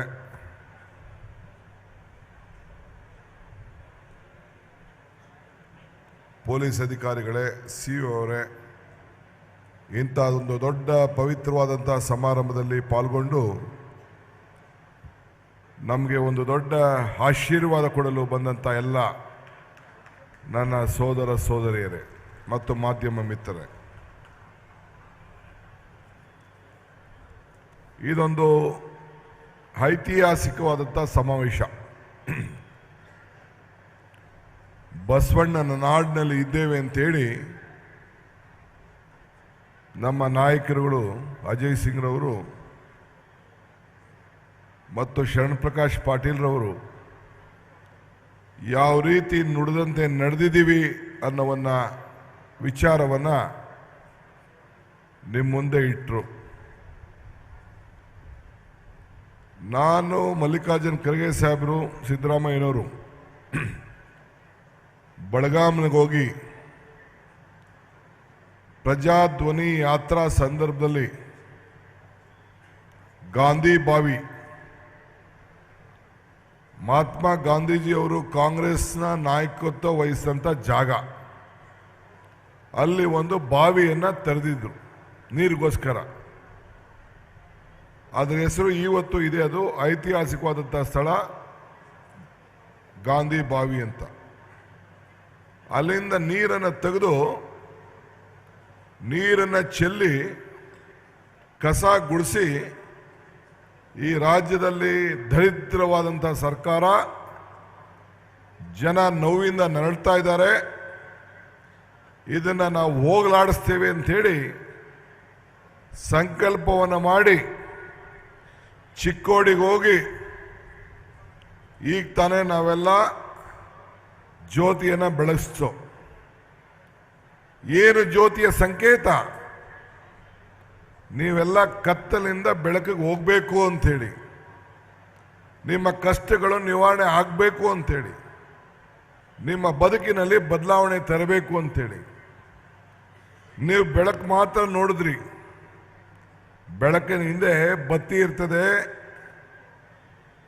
ಎಣ್ಣೆ ಇರ್ತದೆ, ಅದರ ಕಷ್ಟ ಅದಕ್ಕೆ ಮಾತ್ರ ಗೊತ್ತು. ಆದರೂ ನಿಮಗೆ ಶುಭ ಆಗಬೇಕು ಅಂತೇಳಿ ನಾವು ಮಲ್ಲಿಕಾರ್ಜುನ್ ಖರ್ಗೆ ಸಾಹೇಬರು ಈ ಗೃಹ ಜ್ಯೋತಿಯನ್ನು 200 ಯೂನಿಟ್ವರೆಗೂ ವಿದ್ಯುತ್ತನ್ನು ಕೊಡ್ತೇವೆ ಅಂತೇಳಿ ಪ್ರಥಮ ಗ್ಯಾರಂಟಿಯನ್ನು ನಾವು ಅವತ್ತು ಘೋಷಣೆಯನ್ನು ನಾವು ಮಾಡಿದ್ವು. ಅದಾದ ಮೇಲೆ 5 ಗ್ಯಾರಂಟಿಗಳನ್ನು ಇವತ್ತು ನಾವು ಜನರ ಮುಂದೆ ಇಟ್ಟಿದ್ದು. ಇಂದಿರಾ ಗಾಂಧಿಯವರ ಮೊಮ್ಮಗಳು ಪ್ರಿಯಾಂಕಾ ಗಾಂಧಿಯವರು ಅರಮನೆಗೆ ಬಂದು ಒಂದು 50,000ಕ್ಕೂ ಹೆಚ್ಚು ಹೆಣ್ಣುಮಕ್ಕಳ ಸಮ್ಮುಖದಲ್ಲಿ ಗೃಹಲಕ್ಷ್ಮಿ ಯೋಜನೆಯನ್ನು ನಾವು ಕೊಡ್ತೇವೆ ಅಂತೇಳಿ ಜನರಿಗೆ ಮಾತನ್ನು ಕೊಟ್ಟರು. ಆಗ ಪ್ರಿಯಾಂಕಾ ಗಾಂಧಿಯವರು ನಮ್ಮಿಬ್ಬರಿಗೂ ಒಂದು ಸವಾಲು ಹಾಕೋದು. ಏನು ಸವಾಲು ಅಂದರೆ, ಒಂದು ಚೆಕ್ಕನ್ನು ತಯಾರು ಮಾಡಿ ನನ್ನ ಕೈಲಿ ಸಿದ್ದರಾಮಯ್ಯನವ್ರ ಕೈಲಿ ಈ ಗ್ಯಾರಂಟಿ ಚೆಕ್ಗೆ ನೀವಿಬ್ಬರು ಸೈನ್ ಹಾಕಬೇಕು, ಇಲ್ಲ ನಾನು ಬಂದು ಉದ್ಘಾಟನೆ ಮಾಡೋದಿಲ್ಲ ಅಂತ ಮಾತನ್ನು ಹೇಳಿದರು. ಸುಮಾರು 50,000 ಜನ ಹೆಣ್ಮಕ್ಳಿದ್ದೀರಿ, ರಾಜ್ಯದ ಎಲ್ಲ ನಾಯಕರಿದ್ದಾರೆ, ಎಲ್ಲ ಹೆಣ್ಮಕ್ಳು ಮೇಲೆ ಸ್ಟೇಜ್ ಮೇಲೆ ಕೂತಿದ್ದಾರೆ, ಗಂಡಸರೆಲ್ಲ ಕೆಳಗಡೆ ಕೂತಿದ್ದಾರೆ, ನಾನು ಸಮೇತ. ಅಂತ ಒಂದು ಕಷ್ಟದ ಪರಿಸ್ಥಿತಿ. ಸೊ ನಾನು ಸಿದ್ದರಾಮಯ್ಯನವರಿಬ್ರು ಒಂದು ಪೆನ್ ತೆಗೆದುಕೊಂಡು ಆ ಗ್ಯಾರಂಟಿ ಚೆಕ್ಗೆ ಸೈನ್ ಹಾಕಿದ್ದು. ಇವತ್ತು ನಮಗೆ ಎಷ್ಟು ಸಂತೋಷ ಆಗ್ತಾ ಇದೆ ಅಂತಂದರೆ, ಈ ಬಸವಣ್ಣನ ನಾಡು ನಿಮ್ಮ ಜಿಲ್ಲಾ ಅಧಿಕಾರಿಗಳು ಆಡಳಿತ ಒಂದು ಪುಸ್ತಕ ಕೊಟ್ಟರು ಈಗ ತಾನೆ, ವಚನ, ಬಸವಣ್ಣನ ವಚನ ಪುಸ್ತಕ ಕೊಟ್ಟರು. ಅದರಲ್ಲಿ ಏನು ಬರೆದಿದೆ ಅಂದರೆ, ಒಂದು ಪ್ಯಾರಾ ತೆಗೆದು ನೋಡಿದೆ. ಲೋಕದ ಡೊಂಕಕ್ಕೆ ನೀವೇಕೆ ತಿದ್ದುವಿರಿ, ನಿಮ್ಮ ನಿಮ್ಮ ಮನ ಸಂತೈಸಿಕೊಳ್ಳಿ, ನಿಮ್ಮ ನಿಮ್ಮ ತನುವ ಸಂತೈಸಿಕೊಳ್ಳಿ, ನೆರೆಮನೆಯ ದುಃಖಕ್ಕೆ ಅಳುವರ ಮೆಚ್ಚ ಕೂಡಲ ಸಂಗಮ ದೇವ ಅಂತ. ಇಡೀ ದೇಶಕ್ಕೆ, ಲೋಕಕ್ಕೆ ನೀವು ಚಿಂತೆ ಮಾಡಕ್ಕೆ ಹೋಗಬೇಡಿ. ನಿಮ್ಮಲ್ಲೇ ಗೊತ್ತಿದೆ ಕಷ್ಟ, ನಿಮ್ಮಲ್ಲೇ ಗೊತ್ತಿದೆ ಸುಖ. ನೀವೇ ಅರ್ಥವನ್ನು ಮಾಡಿಕೊಂಡು, ಸಮಾಜದ ಅರ್ಥವನ್ನು ಮಾಡಿಕೊಂಡು ನೀವು ಸಮಾಜದ ಬದುಕನ್ನು ಬದಲಾವಣೆ ಮಾಡಿ ಅಂಥೇಳಿ, ನುಡಿದಂತೆ ನಡೆಯಿರಿ ಅಂಥೇಳಿ ಇವತ್ತು ನಾನು, ಮಲ್ಲಿಕಾರ್ಜುನ್ ಖರ್ಗೆ ಸಾಹೇಬರು, ಪ್ರಿಯಾಂಕಾ ಖರ್ಗೆ ಅವರು, ನಮ್ಮ ಶಾಸಕರು ಶರಣ ಪ್ರಕಾಶ್ ಅವರು, MI ಪಾಟೀಲ್ರವರು, ನಮ್ಮ ಆಳಂದ್ ಶಾಸಕರು, ಮುಖ್ಯಮಂತ್ರಿ ಸಲಹೆಗಾರರು ಫಾತಿಮಾರವರು, ನಾವೆಲ್ಲ ಏನು ಇಲ್ಲಿ 7-8 ಜನ ಶಾಸಕರಿದ್ದೀವಿ.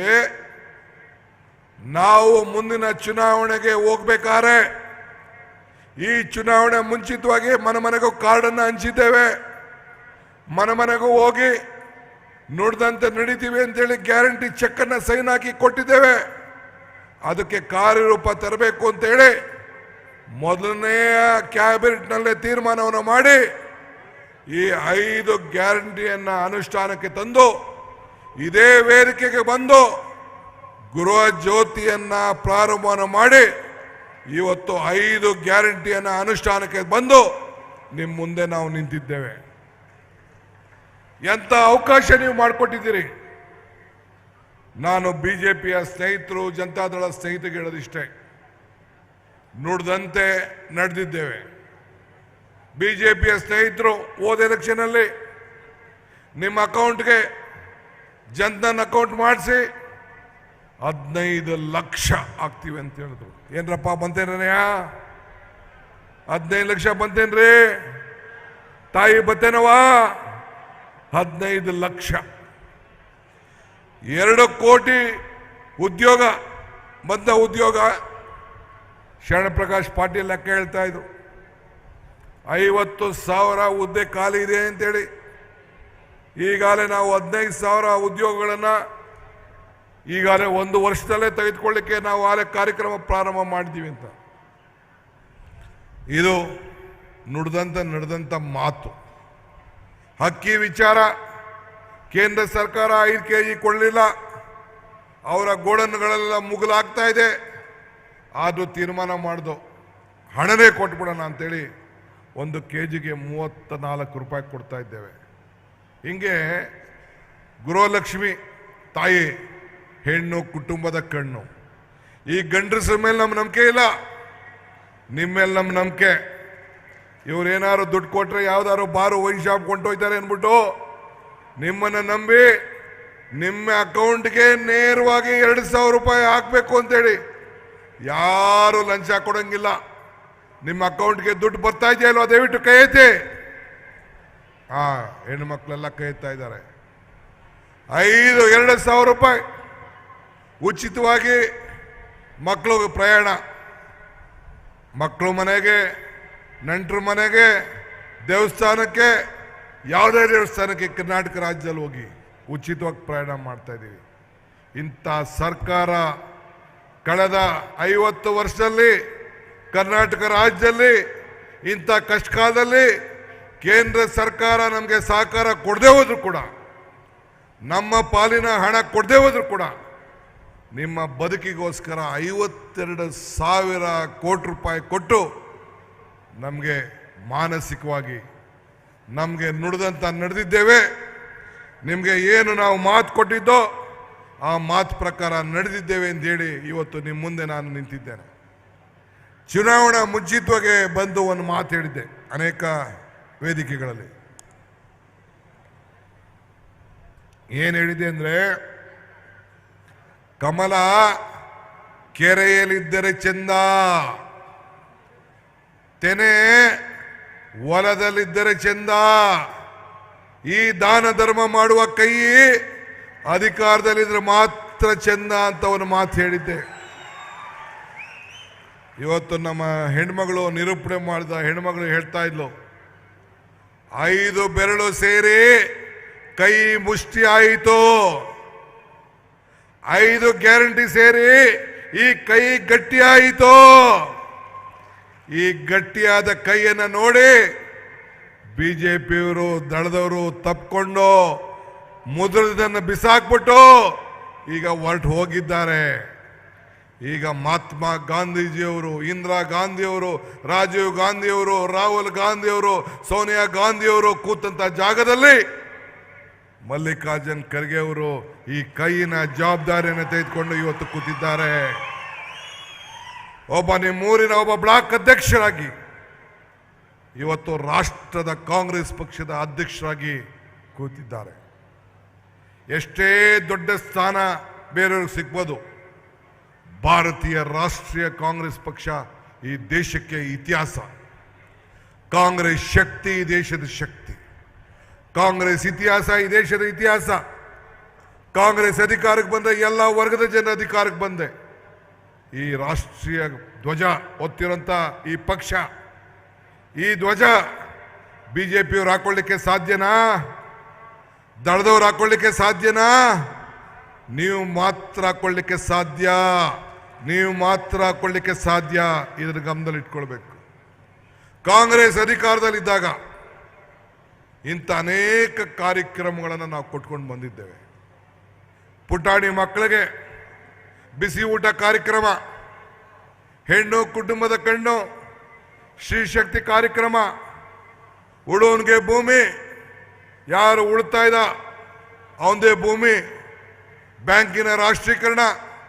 ನಿಮ್ಮ ಮನೆ ಬಾಗಿಲಿಗೆ ಬ್ಯಾಂಕ್ ಅವರು ಬರ್ತಾ ಇದ್ದಾರೆ, ಸಾಲ ಕೊಡ್ತೀನಿ ಅಂತೇಳಿ.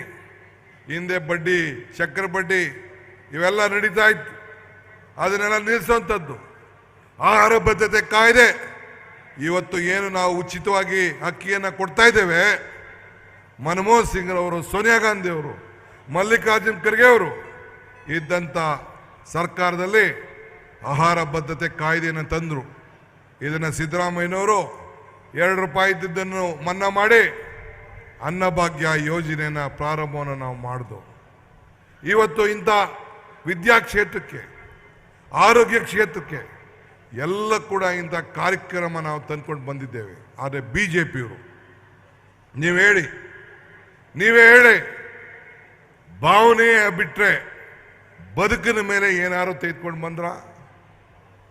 370 ಅಂತೆ, CA ಅಂತೆ, ಬೇರೆ ಬೇರೆ ಬೇರೆ ಅನೇಕ ವಿಚಾರಗಳನ್ನು ಮುಂದಕ್ಕಿಟ್ಕೊಂಡು ಬರೀ ದೇವಸ್ಥಾನ ಇಷ್ಟು ಬಿಟ್ಟರೆ ಅಲ್ಲ ರೀ. ನಾನು BJP ಸ್ನೇಹಿತರಿಗೆ, ಯಡಿಯೂರಪ್ಪನವ್ರಿಗೆ, ನಾನು ಜಗದೀಶ್ ಶೆಟ್ಟರ್ಗೆ, ಇನ್ನೊಬ್ಬ ನಮ್ಮ ಬೇರೆ ಈಗ ಬೊಮ್ಮಾಯಿಗೆ ಕೇಳಲಿಕ್ಕೆ ಇಷ್ಟಪಡ್ತೀನಿ.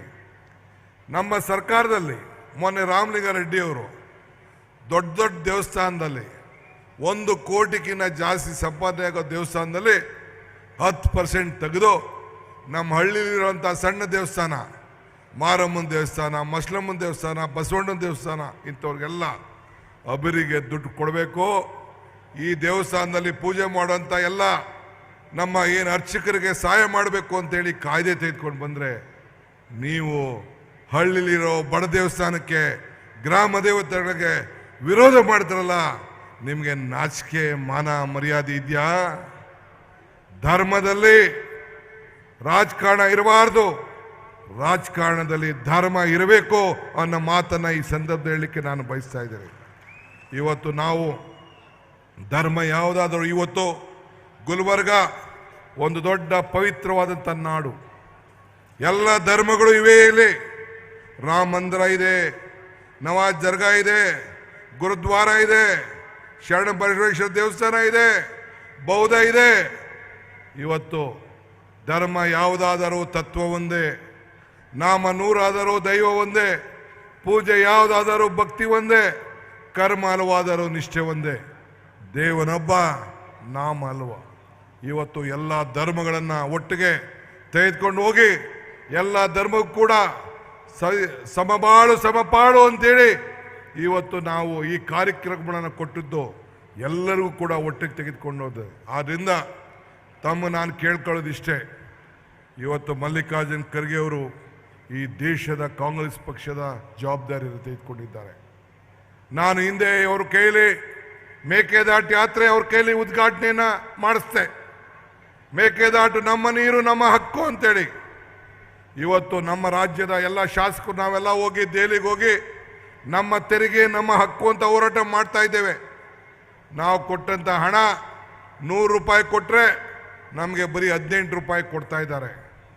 ಆದರೆ ಮಲ್ಲಿಕಾರ್ಜುನ್ ಖರ್ಗೆ ಅವ್ರಿಗೆ ಅಧ್ಯಕ್ಷತೆಯಲ್ಲಿ ಉದ್ಘಾಟನೆ ಮಾಡಿದಾಗ ಒಂದು ಮಾತು ಹೇಳಿದೆ, ಬುದ್ಧ ಬಸವನು ಮನೆ ಬಿಟ್ಟ ಗಳಿಗೆಯಲ್ಲಿ, ಯೇಸು ಕ್ರಿಸ್ತನು ಶಿಲುಬೆಗೇರಿದ ಗಳಿಗೆಯಲ್ಲಿ, ಪೈಗಂಬರ್ ದಿವ್ಯ ಕಾಡಿ ಕೇಳಿದ ಗಳಿಗೆಯಲ್ಲಿ, ಮಹಾತ್ಮ ಗಾಂಧೀಜಿಯವರು ಕಾಂಗ್ರೆಸ್ನ ನಾಯಕತ್ವ ವಹಿಸಿದ ಗಳಿಗೆಯಲ್ಲಿ, ಸೋನಿಯಾ ಗಾಂಧಿಯವರು ಈ ದೇಶದ ಪ್ರಧಾನಮಂತ್ರಿ ಸ್ಥಾನ ತ್ಯಾಗ ಮಾಡಿದ ಗಳಿಗೆಯಲ್ಲಿ ಇವತ್ತು ಆ ಒಂದು ಕಾರ್ಯಕ್ರಮನ ಉದ್ಘಾಟನೆ ಮಾಡಿದು ಅಂತೇಳಿ.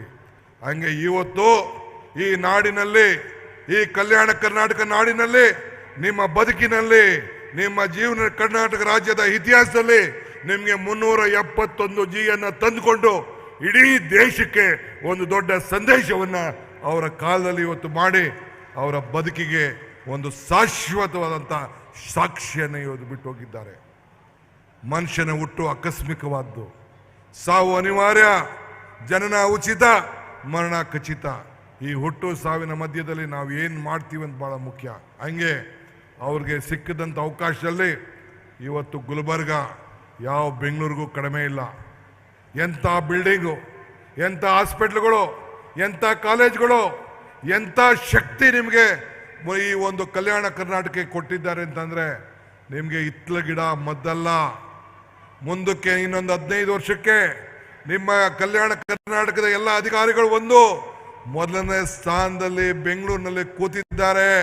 ನಾವು ಅವ್ರ ಮುಂದೆ ಹೋಗ್ಬೇಕು, ಅವ್ರಿಗೆ ಕೇಳ್ಕೊಳ್ಬೇಕು ಅಂತ ಒಂದು ಪರಿಸ್ಥಿತಿ ಶಕ್ತಿಯನ್ನು ನಿಮಗೆ ಕೊಟ್ಟಿದ್ದಾರೆ.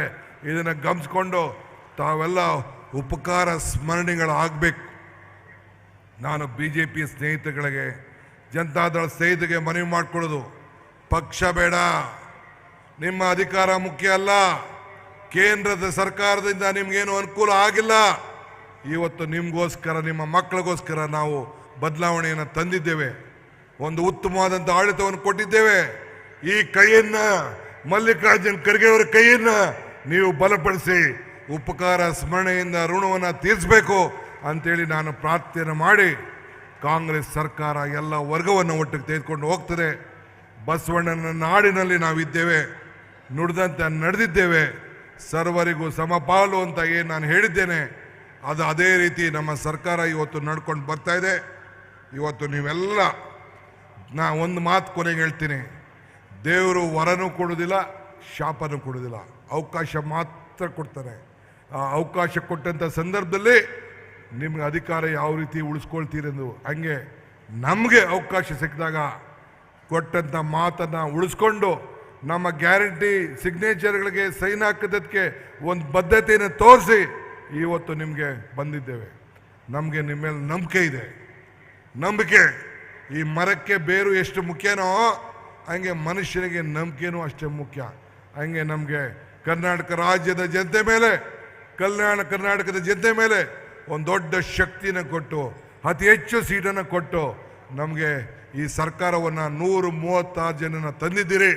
ಹಂಗೆ ನೀವು ಈ ರಾಜ್ಯದಲ್ಲಿ 20ಕ್ಕೂ ಹೆಚ್ಚು ಸೀಟನ್ನು ಕೊಟ್ಟು ಈ ಕೈಯನ್ನು ಬಲಪಡಿಸಬೇಕು ಅಂತೇಳಿ ತಮ್ಮಲ್ಲಿ ಪ್ರಾರ್ಥಿಸಿ ನನ್ನ ಮಾತನ್ನು ಮುಗಿಸ್ತೇನೆ.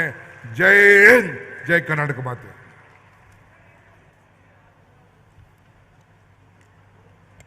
ಬಂಧುಗಳೇ, ನಿಮ್ಮೆಲ್ಲರ ಆಶೀರ್ವಾದದಿಂದ ಇಂದು ಕಲ್ಯಾಣ ಕರ್ನಾಟಕದಲ್ಲಿ ಇಷ್ಟು ಅಭಿವೃದ್ಧಿ ಕಾರ್ಯಗಳು ನಡೀತಾ ಇದೆ. ನಿಮ್ಮ ಆಶೀರ್ವಾದ ಹೀಗೆ ಇರಲಿ ಅಂತ ಹೇಳಿ ಮಾತನಾಡಿದಂತಹ ಕರ್ನಾಟಕ ಸರ್ಕಾರದ ಸನ್ಮಾನ್ಯ ಉಪಮುಖ್ಯಮಂತ್ರಿಗಳಂತ ಶ್ರೀಯುತ DK ಶಿವಕುಮಾರ್ ಅವರಿಗೆ ಧನ್ಯವಾದಗಳು.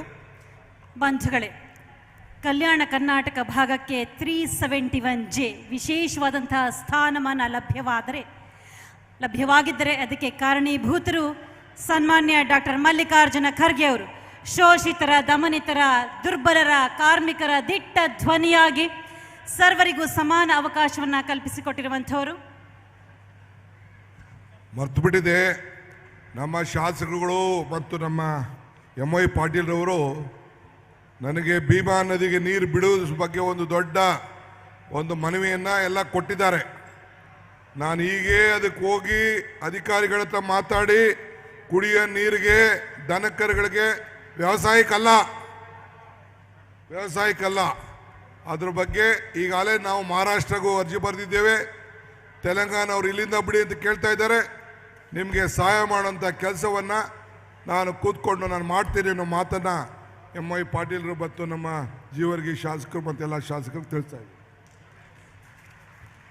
ಬಂಧುಗಳೇ, ನೆಲದ ಧೂಳಿನಿಂದ ಎದ್ದು ಬಂದಂತಹ ಧೀಮಂತ ನಾಯಕ ಸನ್ಮಾನ್ಯ ಡಾಕ್ಟರ್ ಮಲ್ಲಿಕಾರ್ಜುನ್ ಖರ್ಗೆ ಅವರು.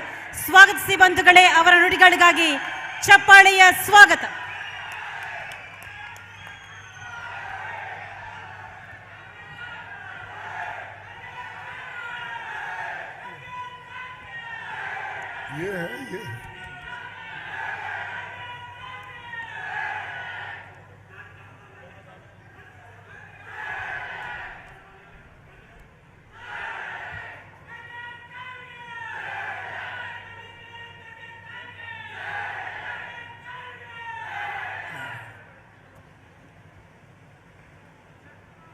ಇಂದಿನ ಸಮಾರಂಭದಲ್ಲಿ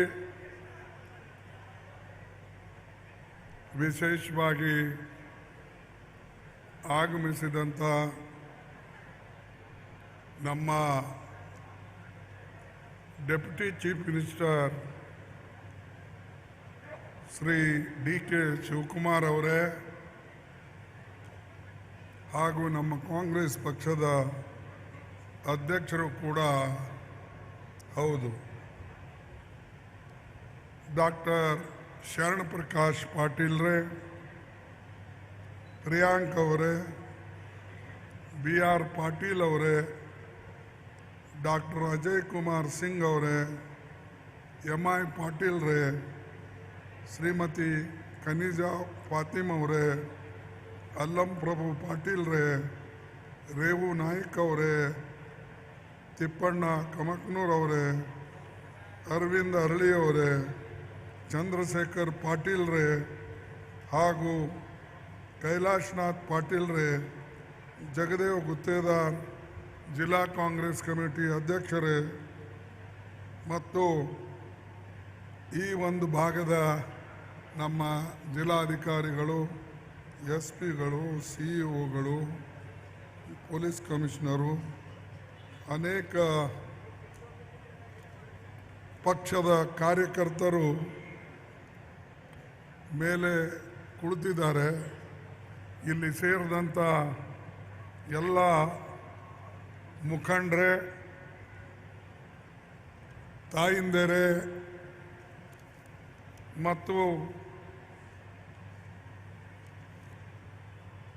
ಉಳಿದ ನಾಮಿನೇಟ್ ಈಗಾಗಲೇ ಆದಂಥ ಎಲ್ಲ ಚೇರ್ಮನ್ಗಳೇ, ಯುವಕ ಮಿತ್ರರೇ, ರೈತ ಬಾಂಧವರೇ, ಮಾಧ್ಯಮದ ಮಿತ್ರರೇ, ಈಗಾಗಲೇ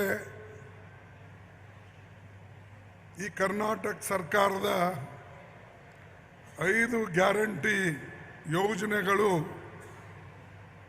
ಮತ್ತು ಅದರ ಫಲಾನುಭವಿಗಳ ಸಮಾವೇಶವನ್ನು ಇಲ್ಲಿ ನೆರವೇರಿಸಿದ್ದಾರೆ.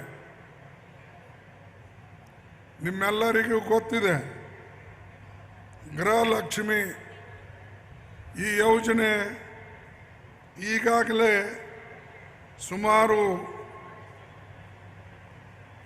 5,25,949 ಜನರಿಗೆ ಇದರ ಅನುಕೂಲ ಆಗಿದೆ. ಗೃಹ ಜ್ಯೋತಿ ಇದು ಕೂಡ 5,28,530 ಜನರಿಗೆ ಇದರ ಅನುಕೂಲ ಆಗಿದೆ.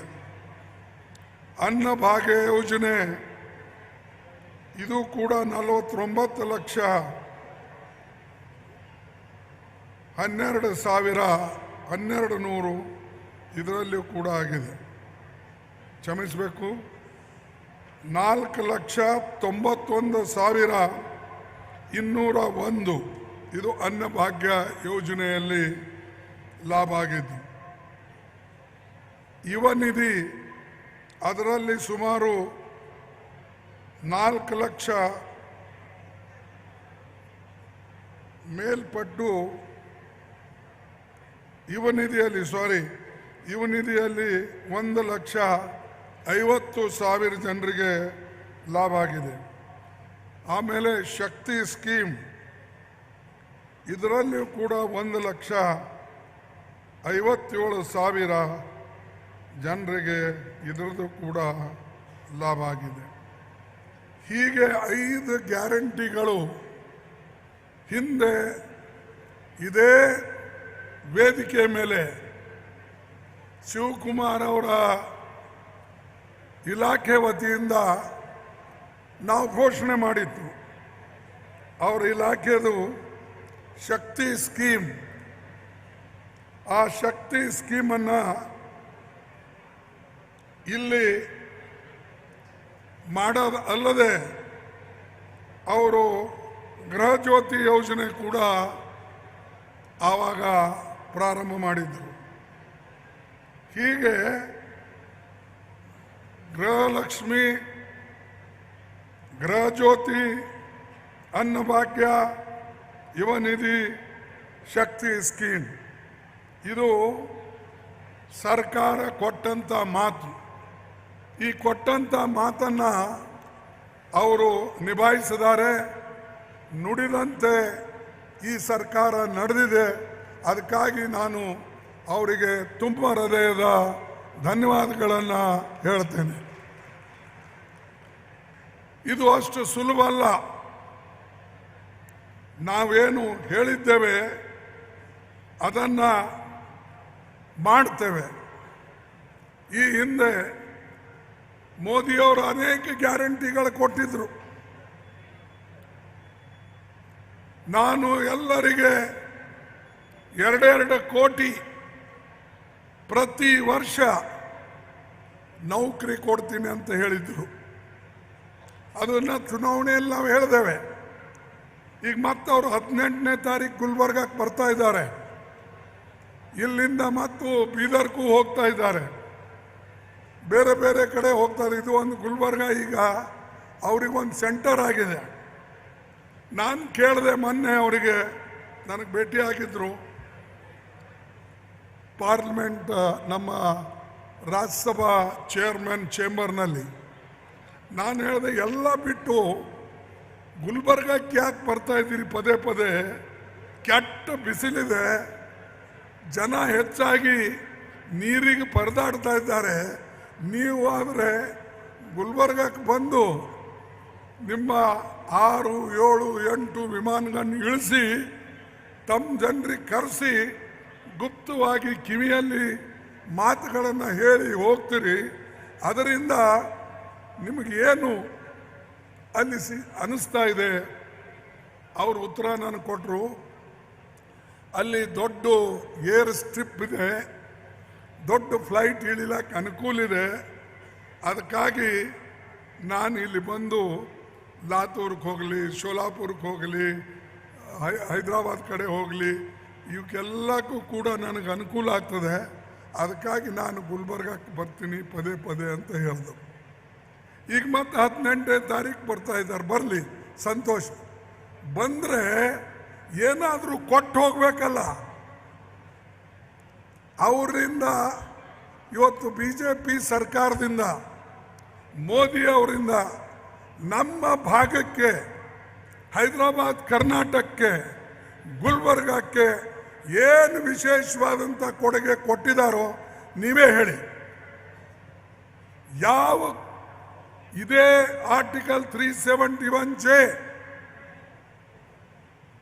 ನಾವು ಮಾಡಬೇಕು ಅಂಥೇಳಿ ನಾನು, ಧರ್ಮಸಿಂಗ್ ಅವರು, ನಮ್ಮ ಪಕ್ಷದ ಮುಖಂಡರು ಎಲ್ಲರೂ ಹೋಗಿ ನಾವು ಐವಾನ್ ಶಾಹಿಯಲ್ಲಿ ಭೇಟಿಯಾಗಿ ಮೆಮೊರಂಡಮ್ ಕೊಟ್ಟೇವೆ, ದಿಲ್ಲಿಗೆ ಹೋಗಿ ಕೊಟ್ಟೇವೆ.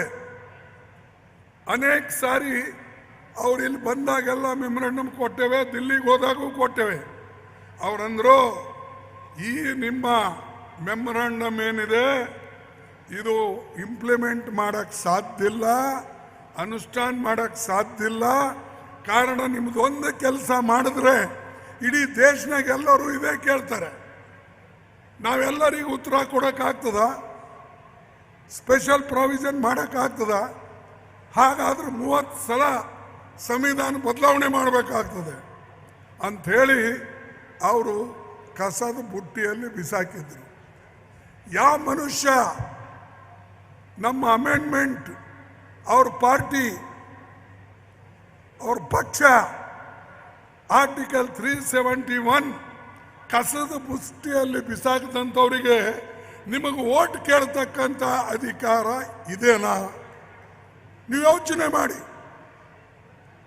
ನಿಮ್ಮ ಬಗ್ಗೆ ಚಿಂತೆ ಇಲ್ಲ ಅವರಿಗೆ, ಆದರೆ ನಮ್ಮ ಭಾಗದ ಬಗ್ಗೆ ಕೆಲಸನೂ ಮಾಡಲ್ಲ. ಈಗ ನೋಡಿ ರೈಲ್ವೆದು ಎಲ್ಲ ಕಡೆ ಹೋಗಿ ಹಸಿರು ಜೆಂಡ, ನಾನು ನೋಡಿಲ್ಲಪ್ಪ ಇಂಥ ಪ್ರೈಮ್ ಮಿನಿಸ್ಟರ್ಗಳಿಗೆ ಎಲ್ಲಿ ಕಂಡಿತು, ಯಾವ ರೈಲ್ವೆ ಸ್ಟೇಷನ್ಗೆ ಹೋಗ್ರಿ ಒಂದು ಹರಿ ಜೆಂಡ ತೊಗೊಂಡು ಓಡಾಡ್ತೀನಿ. ದೊಡ್ಡ ದೊಡ್ಡ ಪ್ರಾಜೆಕ್ಟ್, ಸಾವಿರಾರು ಕೋಟಿ ಪ್ರಾಜೆಕ್ಟ್ ಇದ್ದರೆ ನೀವು ಹೋಗಿ, ಆದರೂ ಪದೇ ಪದೇ ರೈಲ್ವೆ ಸ್ಟೇಷನ್ ಮೇಲೆ ನಿಂತು ಹಸಿರು ಜೆಂಡ ತೋರಿಸಿದ್ರೆ ಏನು ದೇಶದ ಪ್ರಗತಿ ಆಗ್ತದ? ಆ ಕೆಳಗೆ ಹಾಳಿ ಹಾಕಿದ್ದು ನಮ್ಮದೇ ತಾನೇ, ಮ್ಯಾಲ ಡಬ್ಬಿ ಓಡೋದು ನಿಂದು. ಆದರೆ मैं बहुत कुछ किया, क्या किया भाई? हमने वाड़ी से, ನಾವು ವಾಡಿಯಿಂದ ಗದಗವರೆಗೆ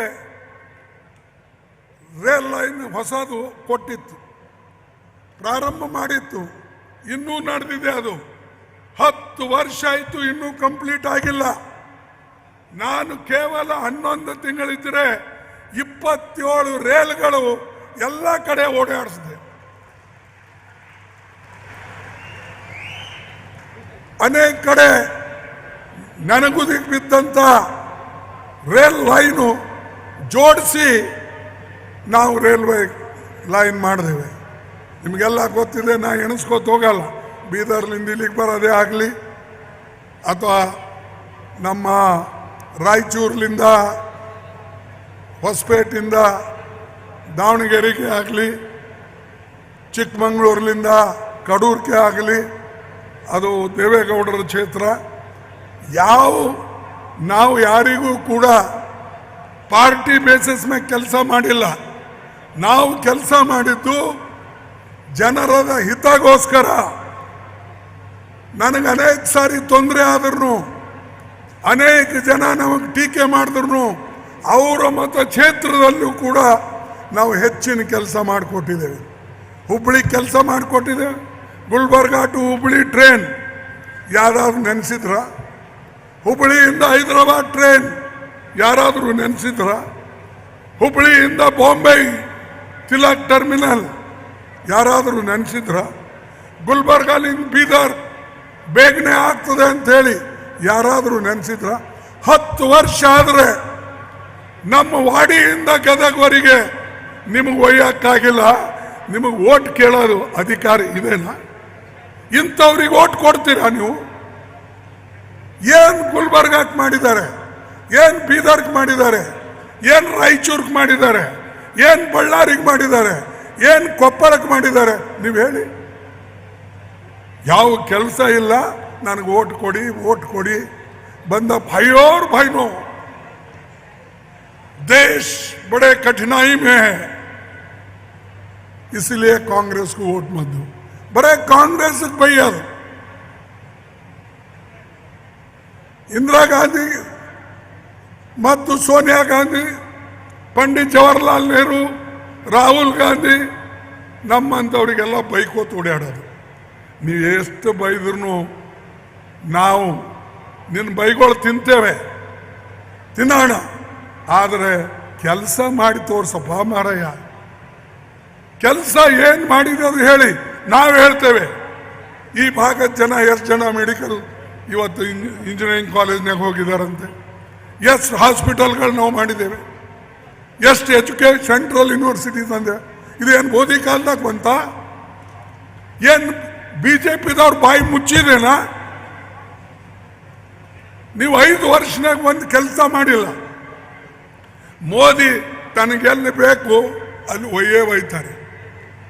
ಬುಲೆಟ್ ಟ್ರೈನ್ ಅಹಮದಾಬಾದ್ನಿಂದ ಬಾಂಬೆ, ಅದು ಇನ್ನೂ ಆಗೇ ಇಲ್ಲ. ಆದ್ರೆ ಬುಲೆಟ್ ಟ್ರೈನ್ ಅಲ್ಲಿ. ಆಮೇಲೆ ಕ್ರಿಕೆಟ್ ಏನದು ಸ್ಟೇಡಿಯಂ, ಪಾಪ ವಲ್ಲಭ್ ಭಾಯ್ ಅವ್ರ ಹೆಸರಲ್ಲಿದ್ದ, ಅದು ವಲ್ಲಭ್ ಭಾಯ್ ಪಟೇಲ್ ಹೆಸರು, ಅದಕ್ಕೆ ಮೋದಿ ಅಂತ ಬರ್ಕೊಂಡ. ಅರೆ ಮಾನವ, ನೀ ಇನ್ನೂ ಬದುಕಿದ್ದಿ, ಇವೆಲ್ಲನೂ ಆಮೇಲೆ ಇಡೋ ಹೆಸರು. ಮನುಷ್ಯ ಜೀವಂತಿದ್ದಾಗ ಯಾರೂ ಕೂಡ ಮೆಮೋರಿಯಲ್ ಮಾಡಲ್ಲ. ನಿಮ್ಮ ಹೆಸರಿನ ಮೇಲೆ ನಿನ್ನ ಶಿಷ್ಯರು ಮುಂದೆ ಮಾಡ್ತಾರೆ, ಅವ್ರಿಗೆ ಬಿಟ್ಟಿದ್ದು. ಆದರೆ ನೀವು ಮೋದಿ ಮೋದಿ ನಿಂದನೇ. ಮೋದಿ ಗ್ಯಾರಂಟಿ, ಮೋದಿ ಗ್ಯಾರಂಟಿ ಏನು? ಮೋದಿ ಗ್ಯಾರಂಟಿ 2 ಕೋಟಿ ನೌಕರಿ ಕೊಡ್ತೀನಿ ಅಂದ್ರೆ ಕೊಡಲಿಲ್ಲ. 15 ಲಕ್ಷ ರೂಪಾಯಿ ಕೊಡ್ತೀನಿ ಅಂತ ಕೊಡಲಿಲ್ಲ. MSP, मैं किसानों की आमदनी 2 गुना करूंगा, डबल करूंगा. ಆಗಿದೆನಾ ಡಬಲು? 2 ಪಟ್ಟು ನಿಮ್ಮ ಆಮದಾನಿ ಆಗಿದೆ ಅನ್ರಿ. ಆದರೆ ಮೋದಿ ಅವರು ಹೇಳಿದ್ರು. ಆದ್ರೆ ನಾವು 2024ರಲ್ಲಿ ಆರಿಶ್ ಬಂದು ನೀವು ಕಳಿಸಿದ್ರೆ, ನಮ್ಮ ಸರ್ಕಾರ ಬಂದ್ರೆ MSP ಗ್ಯಾರಂಟಿ ಲೀಗಲೈಸ್ ಮಾಡ್ತೇವೆ.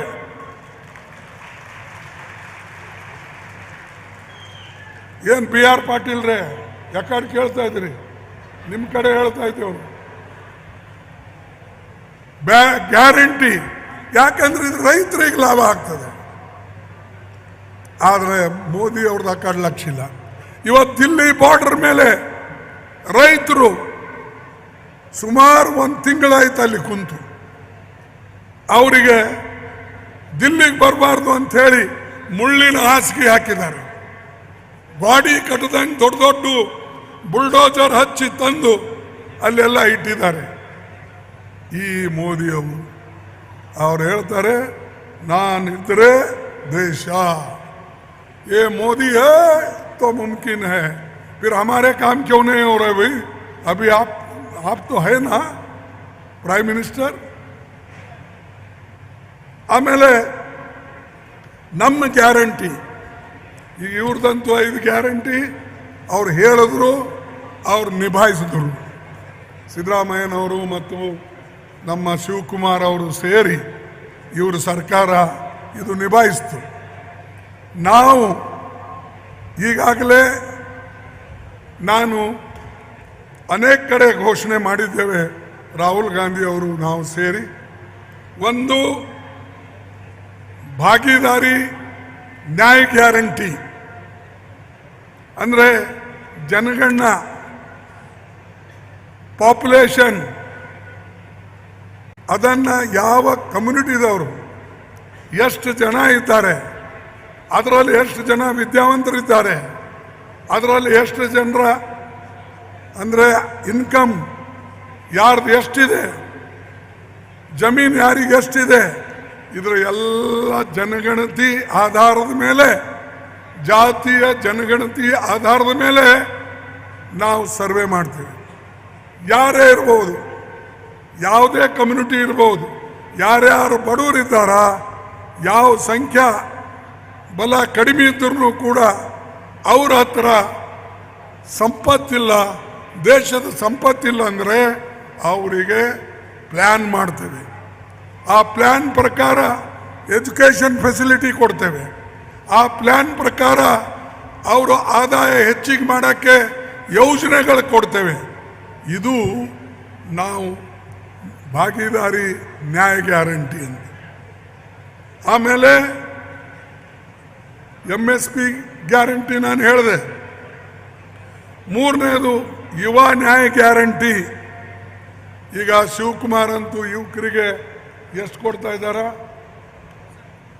5,000, 3,000 ಕೊಡ್ತಾ ಇದ್ದಾರೆ. ನಾವು ಎಜುಕೇಟೆಡ್ ಗ್ರ್ಯಾಜುಯೇಟ್ಸ್, ಡಿಪ್ಲೊಮಾ ಹೋಲ್ಡರ್ಸ್ ಇವರಿಗೆ 1 ವರ್ಷ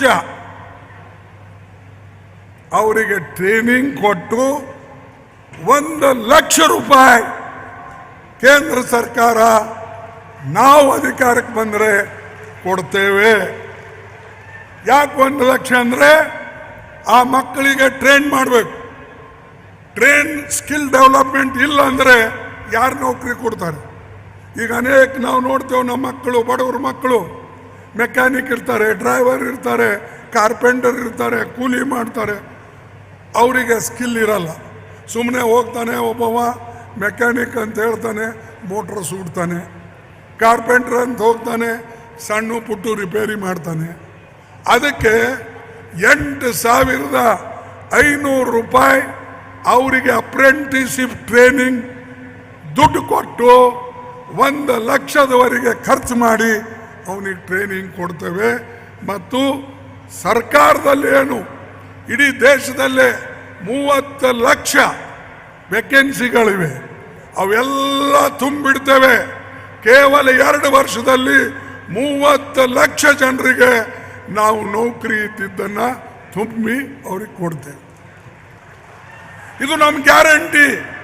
ನೀವು ಕೇಳಬಹುದು ನಾಳೆ, ಏನ್ರಿ ನೀವು ಹೇಳಿದ್ರೆ ಹಿಂಗೆ ಮಾಡಲಿ, ನಾವು ಜರೂರು ಮಾಡ್ತೇವೆ.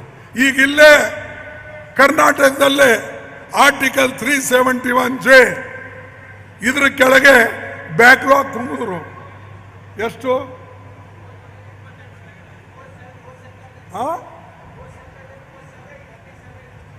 15,000 ವೇಕೆನ್ಸಿಗಳು ತುಂಬ. ಇದೇನು ಆಟನ? ಅರೆ, ಇಂಥ ಯೋಜನೆಗಳು ನಾವು ಈ ಭಾಗಕ್ಕೆ ಮಾಡಿದ್ದೇವೆ.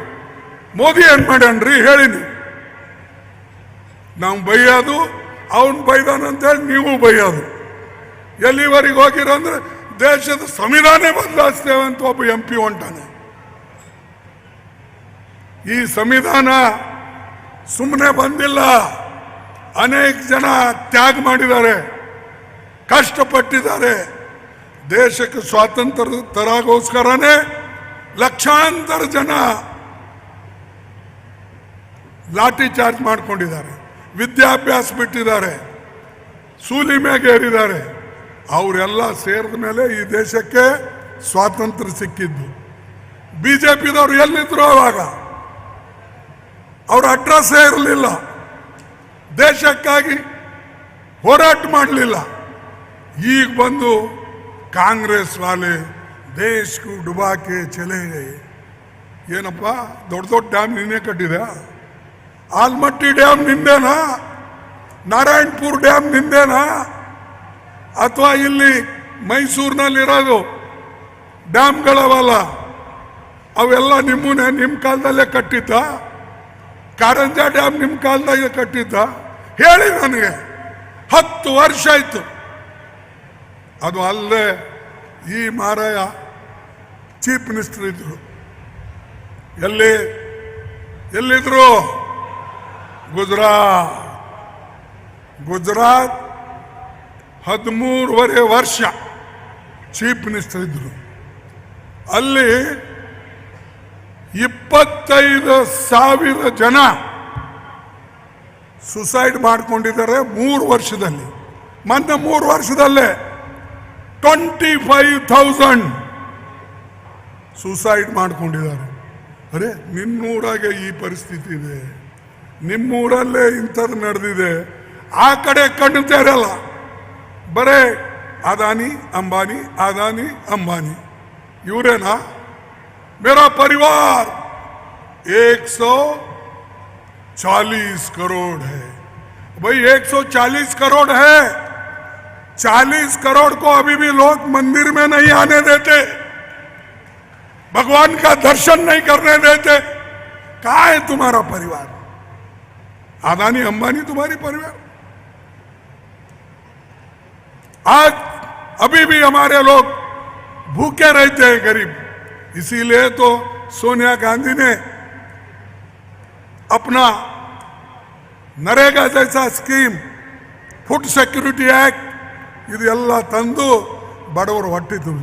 ನೀವೇನು ಮಾಡಿದ್ದು? ನಾವು ಮಾಡಿದಕ್ಕೆ 5 kg ಸೇರಿಸಿ मैं 80 करोड़ लोगों को फ्री खाना दे रहा हूं. ಈಗೇನು ಮೊದಲು ನೀವು ದುಡ್ಡು ಕೊಡ್ತಿದ್ದೀರಾ? ನಮ್ಮ ಕಾಲದಲ್ಲಿ ನಾವು ಯಾವಾಗ ಶಿವಕುಮಾರ್ ಅವರು, ಪ್ರಿಯಾಂಕ್ ಅವರು, ಶರಣ್ ಪಾಟೀಲ್ರು, ಸಿದ್ದರಾಮಯ್ಯನವರೆಲ್ಲ ಹೋದ ಕಾಲಕ್ಕೆ ಮಿನಿಸ್ಟರ್ ಇದ್ರಲ್ಲ, ಆ ಟೈಮಿಗೆ ಇವರು ಫ್ರೀ ಮಾಡಲಿಲ್ಲ, ಪುಕ್ಕಟ್ಟೆ ಕೊಡ್ತಾ ಇದ್ರು. ಈಗ ಮೋದಿಜಿ ಅವರು ಮೊದಲು 10 kg ಇದ್ದಿದ್ದು 5 kg ಕಡಿಮೆ ಮಾಡಿ ನಾನು ಫ್ರೀ ಕೊಡ್ತಾ ಇದ್ದೀನಿ ಅಂತೇಳಿ. ನಮ್ಮ ಸರ್ಕಾರ ಈಗ ಬಂದಿದೆ, ಕೇಂದ್ರ ಸರ್ಕಾರ ಪುನಃ ಬಂದಾಗ ಬರೇ 5 kg ಇಲ್ಲ, ಆ 5 kg 10 kg ನಾವು ಮಾಡ್ತೇವೆ. ಇದು ನಮ್ಮ ಛಲ, ಇದು ಬಡವರಿಗೋಸ್ಕರ ನಾವು ಮಾಡ್ತೇವೆ. ಅಲ್ಲಿ ಗುಜರಾತ್ನಲ್ಲಿ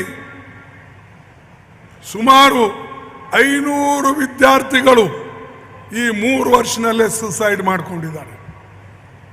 ಯಾಕಂದ್ರೆ ಪೇಪರ್ ಲೀಕ್ ಆಗೋದು, ನೌಕರಿಗಳಿಲ್ಲ, ಏನಿಲ್ಲ.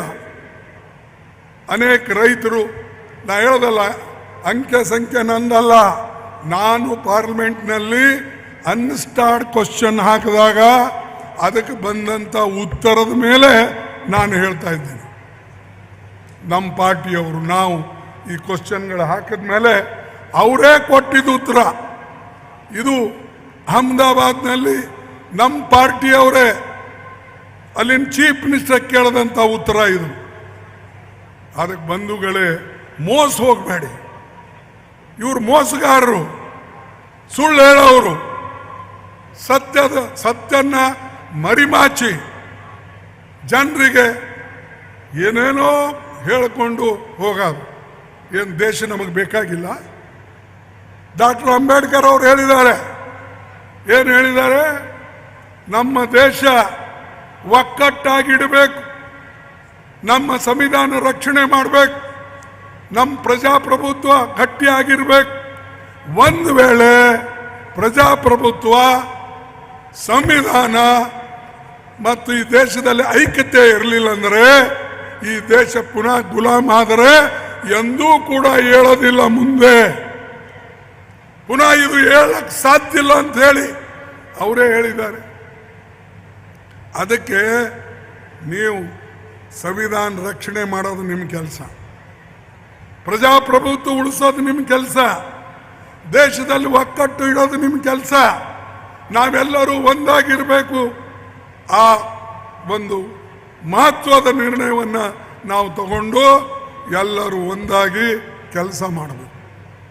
ಅದಕ್ಕೆ ನಾವು ಹೋರಾಟ ಮಾಡ್ತಾ ಇದ್ದೇವೆ. ಮೋದಿ ಅವರು ಎಲ್ಲಾರೋ ಒಂದು ಬೆಂಕಿ ಹಾಕ್ತಾರೆ, ಎಲ್ಲಿ ಸಿಕ್ತೋ ಅಲ್ಲಿ ಬೆಂಕಿ ಇಡೋದೆ, ಬೆಂಕಿ ಇಟ್ಟು ಮತ್ತೆ ನಮಗೆ ಕೇಳೋದು क्या होगा, देश को बर्बाद कर दिए, देश मजबूत नहीं था अंत ಹೇಳ್ತಾರೆ. अरे देश अगर मजबूत नहीं होता तो पाकिस्तान के 2 टुकड़े श्रीमती इंदिरा गांधी करती थी, बांग्लादेश को अलग करके पाकिस्तान से निकाल के वह आजादी दिलाई. किसने दिलाई? यार कोटरू इंदिरा गांधी.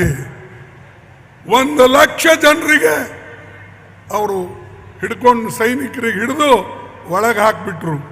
ನೀ ಏನು ಒಂದು ನೊಣನೂ ಹೊಡೆಯೋದಿಲ್ಲ, ಅದ್ರ ಪ್ರಚಾರ ಜಾಸ್ತಿ. ಇಷ್ಟು ದೊಡ್ಡ ಕೆಲಸ ಮಾಡಿದ್ರೆ ಧೈರ್ಯ ಇಲ್ಲ. ಅರೆ ಒಂದು ಹೆಣ್ಮಗಳು ಪ್ರಧಾನಮಂತ್ರಿ ಧೈರ್ಯದಿಂದ ಈ ಕೆಲಸ ಮಾಡಿದ್ರು, ಆದರೂ ಟೀಕೆ. अब मजबूत नहीं था, मजबूत अगर नहीं रहता क्या देश 75 साल तक ये प्रगति पाता था? ಇಷ್ಟು ಡೆವಲಪ್ಮೆಂಟ್ ಆಗ್ತಿತ್ತ 75 ವರ್ಷದಲ್ಲಿ? ಹೇಳೋದು ಸುಲಭ ಅದ, ಬೆಂಕಿ ಹಚ್ಚೋದು ಈಸಿ ಅದ. ಯಾಕಂದ್ರೆ ಕಡ್ಡಿ ತಗೊಂಡ ನಾವು ದೀಪ ಬೆಳಗ್ದಂಗೆ ಹಚ್ಚೋದು. ಅದಕ್ಕೆ ಬಂಧುಗಳೇ, ನಾವು ಯುವ ಗ್ಯಾರಂಟಿ, ಮಹಿಳಾ ನ್ಯಾಯ ಗ್ಯಾರಂಟಿ ಇವನ್ನ ನಾವು ಲೋಕಸಭೆ ಒಂದು ಗ್ಯಾರಂಟಿ ಅಂತ ಹೇಳಿ ಘೋಷಣೆ ಮಾಡ್ತೇವೆ. ಮತ್ತು ನಿನ್ನೆ ನಾ ಇನ್ನೊಂದು ಘೋಷಣೆ ಮಾಡಿದ್ದೇನೆ. ಅದು ಏನಂದರೆ ನಮ್ಮ ಆದಿವಾಸಿಗಳದು. ನಮ್ಮಲ್ಲಿ ಆದಿವಾಸಿಗಳು ಭಾಳ ಕಡಿಮೆ, ಆದರೆ ಈ ಛತ್ತೀಸ್ಗಢದಲ್ಲಿ, ಮಧ್ಯಪ್ರದೇಶದಲ್ಲಿ, ವೆಸ್ಟ್ ಬೆಂಗಾಲ್ನಲ್ಲಿ, ಒರಿಸ್ಸಾದಲ್ಲಿ ಹೆಚ್ಚಿನ ಜನ ಇದ್ದಾರೆ. ಅದಕ್ಕಾಗಿ ವಿಶೇಷವಾದಂಥ ಒಂದು ಪ್ಯಾಕೇಜನ್ನು ನಾವು ಮಾಡಿದ್ದೇವೆ. ಮತ್ತು ಅವರೆಲ್ಲರಿಗೂ ರಕ್ಷಣೆ ಸಿಕ್ಕಿತ್ತು. ಆದಿವಾಸಿಗಳಿಗಾಗಲಿ, SC STಗಳಿಗಾಗಲಿ, ಹೆಣ್ಣುಮಕ್ಕಳಿಗಾಗಲಿ, ಬಡವರಿಗಾಗಲಿ ಓಟಿನ ಅಧಿಕಾರ ಕೊಟ್ಟಿದ್ದೇ ಕಾಂಗ್ರೆಸ್. ಅದರ ಹಿಂದೆ ಓಟ್ ಇರಲಿಲ್ಲ. ನೀವು ನೋಡಿ, ಬೇರೆ ದೇಶಗಳಲ್ಲಿ ಯಾವ ದೇಶ ಸ್ವತಂತ್ರ ಪಡ್ಕೊಂಡುವೋ ಅವ್ರು 100 ವರ್ಷ ವೋಟಿಂಗ್ ಅಧಿಕಾರ ಇರಲಿಲ್ಲ ಹೆಣ್ಮಕ್ಳಿಗಲ್ಲಿ. ಫ್ರೆಂಚ್ ತಗೊಳ್ರಿ, ನ್ಯೂಜಿಲ್ಯಾಂಡ್ ತಗೊಳ್ರಿ, ಆಸ್ಟ್ರೇಲಿಯಾ ತಗೊಳ್ರಿ, ಅಮೇರಿಕಾ ತಗೊಳ್ರಿ, ಇಟಾಲಿ ತಗೊಳ್ರಿ, ಈ ಎಲ್ಲ ದೇಶದ ಇತಿಹಾಸ ನೀವು ನೋಡ್ರಿ. ಯಾವಾಗ ಅವ್ರಿಗೆ ಸ್ವಾತಂತ್ರ್ಯ ಸಿಕ್ತೋ, ಸ್ವಾತಂತ್ರ್ಯ ಸಿಕ್ಕ ತಕ್ಷಣ ಹೆಣ್ಮಕ್ಕಳಿಗೆ ವೋಟಿನ ಅಧಿಕಾರ ಇರಲಿಲ್ಲ. ಆ ಅಧಿಕಾರ ಇಲ್ಲಿ ಸಂವಿಧಾನ ಎಂದು ನಮ್ಮ ತಯಾರಾಯಿತು. ಆ ಸಂವಿಧಾನ ಎಂದಿನ ದಿವಸ ರಾಜೇಂದ್ರ ಪ್ರಸಾದ್ ಅವರಿಗೆ ಅಂಬೇಡ್ಕರ್ ಅವರು ಒಪ್ಪಿಸಿದ್ರು, ಅಂದಿನಿಂದ 1950ರಿಂದ ನಿಮಗೆ ವೋಟಿನ ಅಧಿಕಾರ ಸಿಕ್ತು. ಇದು ಹೆಣ್ಣು ಮಕ್ಕಳಿಗೆ ಕೊಟ್ಟಂಥ ಸನ್ಮಾನ. ಇದಕ್ಕೆ ಬಿಟ್ಟು ಯಾರು ಮಾಡಿಲ್ಲ. ಇವ್ರ ಕೈಯಾಗಿರ್ತಿತ್ತಂದ್ರೆ ಇವ್ರು ಮಾಡ್ತಾ ಇರಲಿಲ್ಲ. ಯಾಕಂದ್ರೆ ಈಗ ಇದ್ದಿದ್ದ ಸಂವಿಧಾನ ತೆಗಿಬೇಕಂತಾರೆ. ಇದಕ್ಕೆ ನೀವು ಹೋರಾಟ ಮಾಡಬೇಕು, ಹೇಳ್ಬೇಕು. ಅರೆ ನಿಮ್ಮ ಹಕ್ಕಿನ ಪ್ರಶ್ನೆ ಇದೆ, ಯಾವಾಗ ನಿಮ್ಮ ಹಕ್ಕುಗಳನ್ನು ಕಿತ್ಕೊಳ್ಬೇಕು ಅಂಥೇಳಿ RSSದವರು ಮೋಹನ್ ಭಾಗವತ್ ಹೇಳ್ತಾರೋ, ಒಬ್ಬ MP ಹೇಳ್ತಾನೋ, UPದಲ್ಲಿ ಬಿಹಾರ್ನಲ್ಲಿ ಕೆಲವು MPಗಳು ಹೇಳ್ತಾರೋ, ಅಂದರೆ ಇದರ ಅರ್ಥ ಏನು? ಇವರೆಲ್ಲರೂ ಸೇರಿ ಒಂದು ಪ್ರಯತ್ನ ಮಾಡ್ತಾ ಇದ್ದಾರೆ. ಇದು ಹೇಳಪ್ಪ ನಾವು ನೋಡೋಣ ಅಂತ ಹೇಳಿ ಈಗ ಬಿಡ್ತಾ ಇದ್ದಾರೆ ಅವರು ಒಂದೊಂದು. ನಿಮ್ಮ ಒಂದು ವೇಳೆ ಅದಕ್ಕೆ ನಮ್ಗೆ ಸಂಬಂಧ ಇಲ್ಲ ಅಂತ ಹೇಳ್ತಾರೆ. ಯಾರು? BJPದವ್ರು ಹೇಳ್ತಾರೆ, ನಮಗ ಆ MP ಹೇಳಿಕೆಗೆ ಏನೂ ಸಂಬಂಧ ಇಲ್ಲ. ಸಂಬಂಧ ಹೆಂಗಿರಲ್ಲ? ಟಿಕೆಟ್ ಕೊಟ್ಟವ್ರು ಯಾರು? ಆರಿಸ್ ತಂದವ್ರು ಯಾರು? ಬಿ ಫಾರ್ಮ್ ಕೊಟ್ಟವ್ರು ಯಾರು? ಇಷ್ಟೆಲ್ಲ ನೀವು ಮಾಡಿಸಿ ಅವನ ಬಾಯಿಂದ ಹೇಳಿಸಿ ಇವತ್ತು ನಮಗೆ ಸಂಬಂಧ ಇಲ್ಲ ಅಂತ ಹೇಳೋದು, ಅಂದರೆ ಪ್ರಯತ್ನ ಮಾಡೋದು. ನೋಡಪ್ಪ ನೀ ಹಿಂಗೆ ಹೇಳಂತ ಒಂದು ಕಡೆ ಅವನಿಗೆ ಹೇಳ್ಸಕ್ಕೆ ಹೇಳೋದು, ಅವನಿಗೆ ಚಿಗುಟಿ ನೀ ಹೇಳಂತ ಹೇಳೋದು, ನಮಗೆಲ್ಲ ಸಮಾಧಾನ ಮಾಡೋದು. ನಾ ಅದು ಹೇಳಿಲ್ಲ, ಅವನು ಸುಮ್ಮನೆ ಹಂಗೆ ಒದರ್ತಾನಂತ ಹೇಳೋದು.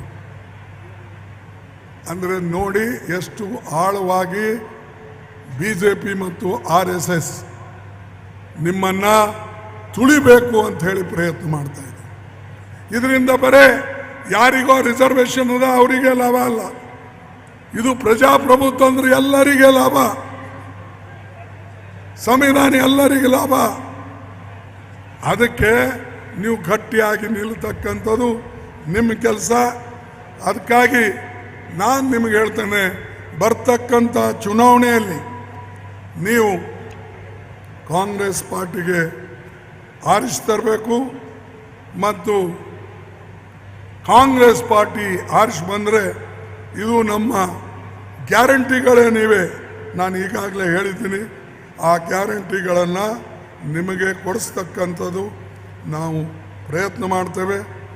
ಮತ್ತು ಅದು ಅಲ್ಲದೆ ಹೆಣ್ಣುಮಕ್ಕಳ ಬಗ್ಗೆ ಈಗಾಗಲೇ ನಾವು ಅನೇಕ ಕಾರ್ಯಕ್ರಮಗಳು ಹಾಕಿದ್ದೇವೆ. ಮುಂದೂ ಕೂಡ ಈ ಕಾರ್ಯಕ್ರಮಗಳನ್ನು ಇನ್ನೂ ನೆನೆಸ್ಕೊಂಡು ಬೆಳೆಸ್ಕೊಂಡು ಹೋಗ್ತೇವೆ. ಅದು ಅಲ್ಲದೆ ನಮ್ಮ ಈ ಒಂದು ಇದರಲ್ಲಿ ಇದು ಅಲ್ಲದೆ ಇನ್ನೂ ಕೆಲವು ವಿಶೇಷವಾದಂಥದ್ದು ಕಾರ್ಯಕ್ರಮ ಶಿಕ್ಷಣ ಕ್ಷೇತ್ರದಲ್ಲಿ ಮತ್ತು ಹೆಲ್ತ್ನಲ್ಲಿ. ಈಗಾಗಲೇ ಗುಲ್ಬರ್ಗಾದಲ್ಲಿ ಹೆಲ್ತು ಸ್ಕೀಮ್ಗಳು ಭಾಳ ಜೋರಾಗಿ ನಡೆದಿದೆ. ಈಗಾಗಲೇ ಇಲ್ಲಿ ಎಜುಕೇಷನ್ನಲ್ಲೂ ಕೂಡ ಇವತ್ತಿನ ದಿವಸ ಈ ಪೂರ್ತಿ ಕೆಲಸ ನಾವು ಮಾಡ್ತಾ ಇದ್ದೇವೆ. ಅಂದರೆ ಎಜುಕೇಷನ್ ಆಯಿತು, ಹೆಲ್ತ್ ಆಯಿತು, ಇದಕ್ಕೆ ಇಂಪಾರ್ಟೆನ್ಸ್ ನಾವು ಕೊಟ್ಟು, ಮಹತ್ವ ಕೊಟ್ಟು ಇವತ್ತು ನಮ್ಮ ರಾಜ್ಯ ಸರ್ಕಾರ ಕೆಲಸ ಮಾಡ್ತಾ ಇದೆ. ನಾವು ಕೇಂದ್ರದಲ್ಲಿ ನಮ್ಮ ಸರ್ಕಾರ ಬಂದಾಗ ಈಗಾಗಲೇ ನಾನು ಕೆಲವು ಮಾತನ್ನು ನಿಮ್ಗೆ ಹೇಳಿದ್ದೇನೆ. ಇವತ್ತು ಮಹಿಳೆಯರಂದರೆ ಅರ್ಧದಷ್ಟು ಜನ, ಇನ್ನೂ ಅರ್ಧದಷ್ಟು ಇನ್ನೂ ಒಂದು ಪಾಯಿಂಟ್ ಹೆಚ್ಚಿಗೆ ಇದ್ದಾರೆ, ಹೊರತ ಕಮ್ಮಿ ಇಲ್ಲ. ಮಹಿಳಾ ಶಕ್ತಿ ಏನಿದೆ, ಈ ನಿಮ್ಮ ಮನೆಯಲ್ಲಿ ಒಬ್ಬ ಹೆಣ್ಮಗಳು ಎಜುಕೇಟೆಡ್ ಆದರೆ, ಸುಶಿಕ್ಷಿತ ಆದರೆ, ಶಿಕ್ಷಣ ಪಡೆದರೆ ಪೂರ್ತಿ ಮನೆ ಅದರಿಂದ ಉದ್ಧಾರ ಆಗ್ತದೆ ಅನ್ನತಕ್ಕಂಥ ಮಾತನ್ನು ಹೇಳ್ತೇನೆ. ಹೆಣ್ಣು ಮಕ್ಕಳಿಗೆ ನೀವು ಓದಿಸ್ಬೇಕು, ಹೆಣ್ಣು ಮಕ್ಕಳಿಗೆ ನೀವು ಮನೆ ಅಧಿಕಾರ ಅಂತೂ ಕೊಡ್ತೀರಿ, ಆದರೆ ಅವರಿಗೆ ಒಂದು ಮನೆ ನಡೆಸ್ತಕ್ಕಂಥ ಒಂದು ಆಧಾರದಲ್ಲಿ ಅವರು ಭಾಗಿಗಳಾಗಬೇಕು, ಅವ್ರಿಗೆ ಇನ್ಕಮ್ ಮಾಡಿಕೊಡ್ತಕ್ಕಂಥದ್ದು ಆಗಬೇಕು. ನಾವು ಹೆಚ್ಚಾಗಿ ಏನು ಮಾಡ್ತೇವೆ, ನಮ್ಮ ಹೆಣ್ಣು ಮಕ್ಕಳೇನು ಅನೇಕ ಸಾರಿ ಕೂಲಿ ನಾಲಿ ಮಾಡಿ ಖರೀದಿ ಮಾಡ್ಕೊಂಡು ಬರ್ತಾರೋ ಅದರಲ್ಲೇ ಗಂಡಸರು ಹೋಗಿ ಪಾಲ ಕೇಳ್ತಾರೆ. ಅರೆ ನೀ ಅಂತೂ ತರೋದಿಲ್ಲ ಗಳಿಸಿ, ಪಾಪ ಅವ್ರೇನೋ ಕಷ್ಟಪಟ್ಟು ಮಕ್ಕಳಿಗಾಗಿ ಗಳಿಸಿ ತಂದಿದ್ದು ಕೂಡ ಭಾಳ ಜನ ಅವರ ಆದಾಯದಲ್ಲಿ ಕಿತ್ಕೊಳ್ತಕ್ಕಂಥ ಪ್ರಯತ್ನ ಮಾಡ್ತಾರೆ, ತಗೊಳ್ಕೊಂಥ ಪ್ರಯತ್ನ. ಇದು ಆಗಬಾರ್ದು ಅನ್ನತಕ್ಕಂಥ ದೃಷ್ಟಿಯಿಂದನೇ ಹೆಣ್ಣು ಮಕ್ಕಳಿಗೆ ನಾವು ಆದ್ಯತೆ ಕೊಡ್ತಾ ಇದ್ದೇವೆ. ಸಂವಿಧಾನವೂ ಕೂಡ ಹೆಣ್ಮಕ್ಕಳಿಗೆ ಆದ್ಯತೆ ಕೊಟ್ಟಿದೆ. ಮತ್ತು ಅದು ಅಲ್ಲದೆ ಇದರ ಜೊತೆಯಲ್ಲಿ ನಾವು ಯುವಕರಿಗೆ ಪ್ರೋತ್ಸಾಹ ನೀಡಬೇಕು ಅನ್ನತಕ್ಕಂಥದ್ದನ್ನು ಮಾಡಿ, ಇನ್ನೊಂದು ವಿಶೇಷ ಅಂದರೆ ನಮ್ಮ ಸರ್ಕಾರ ಬಂದರೆ ಖಂಡಿತವಾಗಿ ಈ ಆಶಾ ವರ್ಕರ್ಗಳಿಗೆ, ಅಂಗನವಾಡಿ ವರ್ಕರ್ಗಳಿಗೆ ಅವರ ಆದಾಯವನ್ನು ನಾವು ಡಬಲ್ ಮಾಡ್ತೇವೆ ಅಂತಕ್ಕಂಥ ಮಾತನ್ನು ಇವತ್ತು ನಾನು ಹೇಳ್ತೀನಿ. ಯಾಕಂದರೆ ಅವರಿಗೇನು ಪರ್ಮನೆಂಟ್ ನೌಕರಿಗಳಿಲ್ಲ, ಅವ್ರಿಗೆ ESI ಇಲ್ಲ, ಅವರಿಗೇನು ಪ್ರಾವಿಡೆಂಟ್ ಫಂಡ್ ಇಲ್ಲ, ಸಣ್ಣ ಪುಟ್ಟ ಅಲ್ಲಿ ಇಲ್ಲಿ ಕೊಡ್ತಾರೆ. ಆದರೆ ಅವರಿಗೆ ನಾವು ಒಂದು ಸ್ವಾಭಿಮಾನದಿಂದ ಬದುಕಕ್ಕೆ, ಅವರಿಗೆ ಗೌರವದಿಂದ ಬದುಕಕ್ಕೆ ಅವರ ಆಮದಾನಿಯನ್ನು ಹೆಚ್ಚಿಗೆ ಮಾಡ್ತೇವೆ. ಆ್ಯಂಡ್ ಹೆಚ್ಚಿಗೆ ಮಾಡಿದಾಗ ಮಾತ್ರ ಅವರಿಗೂ ಪೌಷ್ಟಿಕ ಆಹಾರ ಸಿಗ್ತದೆ. ಅವ್ರಿಗೆ ಪೌಷ್ಟಿಕ ಆಹಾರ ಸಿಕ್ಕರೆ ಅವ್ರ ಮಕ್ಕಳಿಗೂ ಪೌಷ್ಟಿಕ ಆಹಾರ ಸಿಗ್ತದೆ.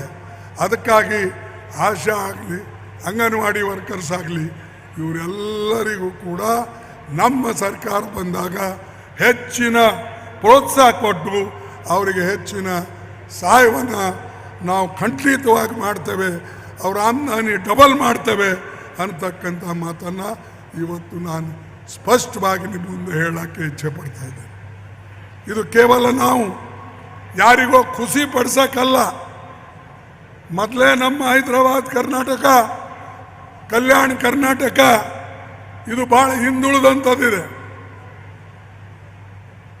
ಅವ್ರ ನಿಜವಾದಂಥ ಪರಿಸ್ಥಿತಿ ನೋಡಬೇಕು ಅಂದರೆ ಇಡೀ ಯಾವ ರೀತಿಯಾಗಿ ಆಶಾ ವರ್ಕರ್ಸು ಮತ್ತು ಅಂಗನವಾಡಿ ವರ್ಕರ್ಸ್ ಪರಿಸ್ಥಿತಿ ಇದೆ, ಅದೇ ಪರಿಸ್ಥಿತಿ ಹೈದರಾಬಾದ್ ಕರ್ನಾಟಕದಲ್ಲಿ ಇರ್ತಕ್ಕಂಥ ಜನರದು ಕೂಡ ಇದೆ. ಅವರು ಹಾಗೆ ಇದ್ದಾರೆ ಬಡತನದಲ್ಲಿ. ಅವ್ರ ಇನ್ಕಮ್ ಏನು ಜಾಸ್ತಿ ಇಲ್ಲ, ಆದರೆ ಇನ್ಕಮ್, ಈ ದೇಶದ ಇನ್ಕಮ್, ಒಟ್ಟಾರೆ ಇನ್ಕಮ್ದಲ್ಲಿ ಕೇವಲ 5% ಜನ ಅವರು ಹಾರ್ಡ್ಲಿ ಕೆಲಸ ಮಾಡೋದು ಭಾಳ ಕಡಿಮೆ, ದುಡಿಯೋದು ಕಡಿಮೆ. ಆದರೆ ಅವ್ರ ಆಮದಾನಿ 60% ಇದೆ. 5% ಜನರ ಆಮದಾನಿ 60% ಇದೆ. ಮತ್ತು ಸುಮಾರು 25% ಜನರ ಆಮದಾನಿ ಕೇವಲ ಸುಮಾರು 8,000 ರೂಪಾಯಿ, 10,000 ರೂಪಾಯಿ ಇದೆ. ಯಾಕೆ ಈ ಮಾತು ಹೇಳ್ತಾ ಇದ್ದೀನಿ ಅಂದರೆ, ಬಡವರು ಈ ಕಾಲದಲ್ಲಿ ಬಡವರು ಆಗ್ತಾ ಇದ್ದಾರೆ, ಶ್ರೀಮಂತರು ಅತಿ ಶ್ರೀಮಂತರಾಗ್ತಾ ಇದ್ದಾರೆ. ಅದಕ್ಕಾಗಿ ಈ ಒಂದು ವ್ಯತ್ಯಾಸವನ್ನು ಕಡಿಮೆ ಮಾಡಬೇಕು, ಬಡವರಿಗೆ ಸಹಾಯ ಮಾಡಬೇಕು ಅಂಥೇಳಿ ಏನು ನಮ್ಮ ಪ್ರಯತ್ನ ಇದೆ ಅದನ್ನು ನಾವು ಖಂಡಿತವಾಗಿ ಮಾಡ್ತೇವೆ ಅಂಥೇಳಿ ನಾನು ಹೆಚ್ಚು ಮಾತನಾಡದೆ ಒಂದು ಮಾತು ಹೇಳ್ತೀನಿ. ಡೆಮಾಕ್ರಸಿಯಲ್ಲಿ, ಪ್ರಜಾಪ್ರಭುತ್ವದಲ್ಲಿ ಎಲ್ಲರಿಗೆ ಒಂದು ಸಮಾನವಾದಂಥ ಅವಕಾಶ ಇರಬೇಕು. ಚುನಾವಣೆಯಲ್ಲಿ ಬಿಜೆಪಿ ಸರ್ಕಾರ, ಮೋದಿಯವರು ನಮ್ಮ ಎಲೆಕ್ಷನ್ ಬಾಂಡ್ಗಳು, ಎಲೆಕ್ಷನ್ ಹಣ, ಬಾಂಡ್ಗಳೆಲ್ಲ ಹಣ ನಮಗೆ ಡೊನೇಷನ್ ಬಂದಿದ್ದು ಈಗ ಅದನ್ನು ಮೊಟಕುಗೊಳಿಸಿದ್ದಾರೆ, ನಮ್ಮ ಅಕೌಂಟ್ ಬಂದ್ ಮಾಡಿದ್ದಾರೆ. ನಮ್ಮ ಮೇಲೆ ಅವರು ಸುಮಾರು 300-400 ಕೋಟಿ ರೂಪಾಯಿ ಈಗಾಗಲೇ ದಂಡ ಹಾಕಿದ್ದಾರೆ ಇನ್ಕಮ್ ಟ್ಯಾಕ್ಸಿಂದ. ನಮ್ಮ ದುಡ್ಡು ಅದು, ನಮ್ಮ ಪಾರ್ಟಿಯವ್ರು ಕೊಟ್ಟಿದ್ದು, ನೀವು ಕೊಟ್ಟಿದ್ದು, ಚಂದ ರೂಪದಲ್ಲಿ ಬಂದಿದ್ದು, ಅದಕ್ಕೆ ದಂಡ ಹಾಕಿ ಲಾಕ್ ಮಾಡಿದ್ದಾರೆ. ನಮಗೆ ಖರ್ಚು ಮಾಡೋಕ್ಕೆ ಒಂದು 10 ಪೈಸಾನೂ ಇಟ್ಟಿಲ್ಲ. ಅದೇ ಅವ್ರದ್ದು ಬಾಂಡ್ನಲ್ಲಿ ಸಾವಿರಾರು ಕೋಟಿ ರೂಪಾಯಿ ಗಳಿಸಿದ್ದಾರೆ. ಸುಪ್ರೀಂ ಕೋರ್ಟ್ ಹೇಳಿದೆ ಯಾರ್ಯಾರಿಗೆ ಎಷ್ಟೆಷ್ಟು ಬಾಂಡ್ ಸಿಕ್ಕಿದೆ, ಯಾರ್ಯಾರು ಕೊಟ್ಟಿದ್ದಾರೆ ಅವ್ರ ಹೆಸರು ನೀವು ಡಿಸ್ಕ್ಲೋಸ್ ಮಾಡಬೇಕು, ಅವ್ರ ಹೆಸರು ಬಹಿರಂಗಪಡಿಸ್ಬೇಕು ಅಂತ ಹೇಳಿದ್ದಾರೆ. ಇವರು ನಮಗೆ ಜುಲೈ ತನಕ ಟೈಮ್ ಕೊಡಿ. ಜುಲೈ ಯಾಕಪ್ಪ? ನಿಮ್ಮಲ್ಲಿ ಕಂಪ್ಯೂಟರ್ಗಳಲ್ಲಿವೆ, ಡಾಟಾ ಇದೆ. ಆ ಡಾಟಾ ಪ್ರಕಾರ ಬಟನ್ ಒತ್ತರೆ ಎಲ್ಲ ಬರ್ತದಂತ ಹೇಳ್ತಿರಲ್ಲ, ನಿಮಗೆ ಕೊಟ್ಟಂಥವ್ರ ಹೆಸರುಗಳು ಯಾಕೆ ಬರ್ತಾ ಇಲ್ಲ? ಯಾಕೆ ನೀವು ಹೊರಗಡೆ ಅವ್ರ ಹೆಸರು ಹೇಳ್ತಾ ಇಲ್ಲ? ಯಾಕಂದರೆ ಅವರ ಕಳ್ತನ ಹೊರಗಡೆ ಬೀಳ್ತದೆ. ಯಾರಿಂದ ಎಷ್ಟು ದುಡ್ಡು ತಗೊಂಡು ಯಾವ ಕೆಲಸ ಕೊಟ್ಟಾರೋ, ಯಾರಿಗೆ ಕಾಂಟ್ರಾಕ್ಟ್ ಕೊಟ್ಟಾರೋ, ಯಾರಿಗೆ ಲೀಸ್ ಕೊಟ್ಟಾರೋ ಅದು ಎಲ್ಲ ಹೊರಗೆ ಬರ್ತದೆ. ಅದಕ್ಕೆ ಜುಲೈ ತನ ಅಂತ ಹೇಳಿದ್ದಾರೆ. ಇದಕ್ಕೆ ಬೇಸತ್ತು ಒಬ್ಬರು ಎಲೆಕ್ಷನ್ ಕಮಿಷನರೇ ರಾಜೀನಾಮೆ ಕೊಟ್ಟಿದ್ದಾರೆ. ನೀವು ನೋಡಿರ್ಬೇಕು, ಮಿಸ್ಟರ್ ಗೋಯಲ್ ಅಂತ. ಈ ಹಿಂದನೂ ಅದೇ ರೀತಿಯಾಗಿ ಒಬ್ಬರು ರಾಜೀನಾಮೆ ಕೊಟ್ಟರು. ಅಂದರೆ ತಮ್ಮ ಮನಸ್ಸಿಗೆ ಏನು ಬರ್ತದೋ ಅದನ್ನು ಮಾಡಿಸ್ಕೊಳ್ತಕ್ಕಂಥ ಪ್ರಯತ್ನ ಮೋದಿಯವರು, ಶಾ ಅವರು ಮಾಡ್ತಾರೆ. ಅದಕ್ಕೆ ಭಾಳ ಜನ ಕಾನೂನು ವಿರುದ್ಧ ಮಾಡೋಕ್ಕೆ ತಯಾರು ಇಲ್ಲದೇ ಇರೋರು ಅವ್ರು ರಾಜೀನಾಮೆ ಕೊಡ್ತಾ ಇದ್ದಾರೆ. ಯಾರು ಅವ್ರ ಮಾತು ಕೇಳ್ತಾರೋ ಅವ್ರಿಗೆ ಇಟ್ಟು ಬಿಡ್ತಾರೆ. ಅದಕ್ಕೆ ಬಂಧುಗಳೇ, ನಮಗೆ ನಮ್ಮ ಇಲ್ಲೀಗಲ್ ಅಕೌಂಟ್ ಇವತ್ತು ಸೀಸ್ ಆಗಿದೆ. ನಾವು ಅಂದರೆ ಜನ ಬಡವು ಮಾಡಿಲ್ಲ, ನಮಗೆ ಜನ ನಮಗೆ ಚಂದ ಕೊಟ್ಟಿತ್ತು. ಅದನ್ನು ಇದು ಖರ್ಚು ಮಾಡಬೇಡಿ ಅಂಥೇಳಿ ಲಾಕ್ ಮಾಡಿ ಈಗಾಗಲೇ ಇನ್ಕಮ್ ಟ್ಯಾಕ್ಸ್ದವ್ರಿಗೆ ಹೇಳಿ ಅದನ್ನು ನಿಲ್ಲಿಸಿದ್ದಾರೆ. ಇನ್ನೊಂದು, ಅವ್ರ ಹತ್ರ ಸುಮಾರು ಒಂದೇ ದಿನದಲ್ಲಿ 335 ಕೋಟಿ ರೂಪಾಯಿ ಅವ್ರ ಖಜಾನಕ್ಕೆ ಬಂದಿದೆ. ಅಂದರೆ BJPಗೆ ಬಂದಿದೆ 335 ಕೋಟಿ. ಅದು ಹೇಳಂಗಿಲ್ಲ. ಅವರು 6,000 ಕೋಟಿ ಅಂತೂ ಬಾಂಡಿಂದ ತಗೊಂಡಿತ್ತು. ಒಂದೇ ದಿವಸ 335 ಕೋಟಿ ಅವರು ತೆಗೆದುಕೊಂಡು ತಮ್ಮ ಪಾರ್ಟಿಗೆ ಹಾಕ್ಕೊಂಡು. ಎಲ್ಲಿಂದ ಬಂತಪ್ಪ ನಿಮಗೆ? ನಮಗೆ ಕೇಳ್ತಾ ಇದ್ದೀರಿ ನೀವು, 10 ವರ್ಷದ ಲೆಕ್ಕ ಕೇಳ್ತಾ ಇದ್ದೀರಿ. PV ನರಸಿಂಹರಾವ್ ಕಾಲದ ಲೆಕ್ಕ ಕೇಳ್ತಾ ಇದ್ದೀರಿ. ನಿಮಗಿಷ್ಟು ಜಲ್ದಿ ಇಷ್ಟು ದುಡ್ಡು ಹೆಂಗೆ ಬಂತು? ಇಷ್ಟು ಬೇಗನೆ ನಿಮ್ಮ ದೊಡ್ಡ ದೊಡ್ಡ ಬಿಲ್ಡಿಂಗ್ಗಳ ಪಾರ್ಟಿ ಹೆಂಗೆ ಅದು? ಇಷ್ಟು ಬೇಗನೆ ನೀವು ಗೆಸ್ಟ್ ಹೌಸ್ಗಳು ಹ್ಯಾಕೆ ಕಟ್ಕೊಂಡಿರಿ? ನಮಗೆ ಹೇಳ್ತೀರಿ कांग्रेस ने बर्बाद करा, इतना पैसा खाया पूछो मत। भाई उतना पैसा सब लाख को बांटना था अगर है तो। सताने के लिए ಹರಾಸ್ಮೆಂಟ್ ಮಾಡಬೇಕು, ತೊಂದರೆ ಕೊಡಬೇಕಂದ್ರೆ ಬಹಳಷ್ಟು ಕಾರಣಗಳಿರ್ತವೆ. ಆದರೆ ಇವತ್ತು ಬೇಕಂತೇಳಿ ಇವರೆಲ್ಲ ಪ್ರಯತ್ನ ಮಾಡ್ತಾ ಇದ್ದಾರೆ ನಮ್ಮನ್ನು ಯಾವುದೇ ರೀತಿಯಿಂದ ಸೋಲಿಸ್ಬೇಕಂತ ಹೇಳಿ. ಆದರೆ ಈಗ ಗುಲ್ಬರ್ಗ ಜನ ತೀರ್ಮಾನ ಮಾಡಿದೆ, ಹೋದ ಸಲ ಏನು ತಪ್ಪಾಗಿದೆ ಅದು ತಪ್ಪಾಗಿದೆ, ನಮಗೆ ಕ್ಷಮಿಸಿ, ಈಗ ಪುನಃ ನಾವು ಕಾಂಗ್ರೆಸ್ಗೆ ತರ್ತೇವೆ ಅಂತ ಹೇಳಿ ಅವ್ರು ಹೇಳ್ತಾ ಇದ್ದಾರೆ. ನಾನು ಹೇಳ್ತಾ ಇಲ್ಲ, ಇದು ಕಲಬುರಗಿ ಜನ ಹೇಳ್ತಾ ಇದ್ದಾರೆ. ಮತ್ತು ನಾನು ಕಲಬುರಗಿ ಜನರ ಜೊತೆಯಲ್ಲಿ ವಿಶೇಷತಃ ನಾನು ಗುರುಮಟ್ಕಲ್ ಭಾಗದಿಂದ ಶಾಸಕನಾಗಿ ಬಂದ ಮೇಲೆ ನನ್ನ ಪರಿಚಯವನ್ನು ಎಲ್ಲ ಕಡೆ ಆಯಿತು. ಆದಮೇಲೆ ಗುಲ್ಬರ್ಗಲ್ಲಿಂದ ನೀವು ಆರಿಸಿ ಕಳಿಸಿದ ಮೇಲೆ ನಾನು ಲೇಬರ್ ಮಿನಿಸ್ಟರ್ ಆಗಿ, ರೈಲ್ವೆ ಮಿನಿಸ್ಟರ್ ಆಗಿ, ಸೋಷಿಯಲ್ ಜಸ್ಟಿಸ್ ಮಿನಿಸ್ಟರ್ ಆಗಿ ಸಾಕಷ್ಟು ಯಾರು ಮಾಡದೇ ಇರತಕ್ಕಂಥ ಕೆಲಸ ಒಬ್ಬ ಮನುಷ್ಯ ಒಂದು ವರ್ಷದಲ್ಲಿ 4 ವರ್ಷದಲ್ಲಿ ಪೂರ್ಣ ಮಾಡ್ತಾನೆ ಅಂದರೆ ನೀವು ಲೆಕ್ಕ ಹಾಕಿ. ನೀವು ನೋಡಿ, ನಮ್ಮ ಸೆಂಟ್ರಲ್ ಯೂನಿವರ್ಸಿಟಿ ಯಾವುದಾರೋ ಒಂದು ಬಿಲ್ಡಿಂಗ್ ಕಟ್ಟೋಕ್ಕೆ 10 ವರ್ಷ ತೊಳ್ತಾರೆ ಮೋದಿಯವರು. ಅವರು ಒಂದೇನೋ ಈ ನಮ್ಮ ದಿಲ್ಲಿಯಲ್ಲಿ ಪಾರ್ಲಿಮೆಂಟ್ ಹೌಸ್ ಮಾಡಬೇಕು ಅಂಥೇಳಿ ಅದು ಒಂದು 3-4 ವರ್ಷನಾಗ ಕಂಪ್ಲೀಟ್ ಮಾಡಿಕೊಂಡು ಅವ್ರು ಕಾಲಿಟ್ಟರಲ್ಲಿ ಇನ್ನೂ ನಡೆದದೆ ಕೆಲಸ. ನಾವು ಸೆಂಟ್ರಲ್ ಯೂನಿವರ್ಸಿಟಿ 3 ವರ್ಷನಾಗ ಕಟ್ಟಿದ್ವಿ. ESI ಹಾಸ್ಪಿಟಲ್ 4, ಅಂದರೆ medical college, dental college, paramedical, nursing 4 ಕಾಲೇಜ್ಗಳು ಕೇವಲ 3 ವರ್ಷದಲ್ಲಿ ಮಾಡಿ ಚಾಲೂ ಮಾಡಿ ಇಟ್ಟಿದ್ದೇವೆ. ಇದು ನಮ್ಮ ಕೆಲಸ. ಅದಕ್ಕೆ ಬಂಧುಗಳೇ ನಾ ಹೆಚ್ಚು ಹೇಳೋದಿಲ್ಲ. ನಮ್ಮ ಸರ್ಕಾರ ಬಂದಾಗ ಖಂಡಿತವಾಗಿ ಹೆಣ್ಣು ಮಕ್ಕಳಿಗೂ ಕೂಡ ನಾವು ನಮ್ಮ ಸಾವಿತ್ರಿ ಫುಲೆ ಸಾಮಾಜಿಕ ನ್ಯಾಯದ ಹೋರಾಟಗಾರ್ತಿ, ಅವಳ ಹೆಸರಿನ ಮೇಲೆ ಪ್ರತಿ ಜಿಲ್ಲೆಯಲ್ಲಿ ನಾವು ಹೆಣ್ಣು ಮಕ್ಕಳಿಗೆ ಒಂದು ಹಾಸ್ಟೆಲ್ ಮಾಡ್ತೇವೆ, ರೆಸಿಡೆನ್ಷಿಯಲ್ ಹಾಸ್ಟೆಲ್ ಮಾಡ್ತೇವೆ. ಪಾಪ್ಯುಲೇಷನ್ ಹೆಚ್ಚಿದ್ದಲ್ಲಿ 2 ಹಾಸ್ಟೆಲ್ ಮಾಡ್ತೇವೆ. ಸಾವಿತ್ರಿಬಾಯಿ ಫುಲೆ ಅವರು ಪಾಪ ಹೆಣ್ಮಕ್ಕಳಿಗೆ ಪ್ರಥಮ ಶಿಕ್ಷಣ ಕೊಡ್ತಕ್ಕಂಥ ಕೆಲಸ ಅವರು ಮಾಡಿದ್ದಾರೆ. ಅದಕ್ಕಾಗಿ ಇವೆಲ್ಲ ನಾವು ಮಾಡಬೇಕು ಅಂದರೆ ನಿಮ್ಮ ಬೆಂಬಲ ಬೇಕು, ನಿಮ್ಮ ಸಹಕಾರ ಬೇಕು, ನಿಮ್ಮ ಆಶೀರ್ವಾದ ಬೇಕು. ಇದು ಇಲ್ಲದೆ ಹೋದರೆ ಇವು ಕೆಲಸ ಆಗೋದಿಲ್ಲ. ಅದಕ್ಕಾಗಿ ನಿಮ್ಮ ಆಶೀರ್ವಾದವನ್ನು ಕೇಳಿ ನನ್ನ ಮಾತನ್ನು ಮುಗಿಸ್ತೇನೆ. ಜೈ ಹಿಂದ್, ಜೈ ಕಾಂಗ್ರೆಸ್.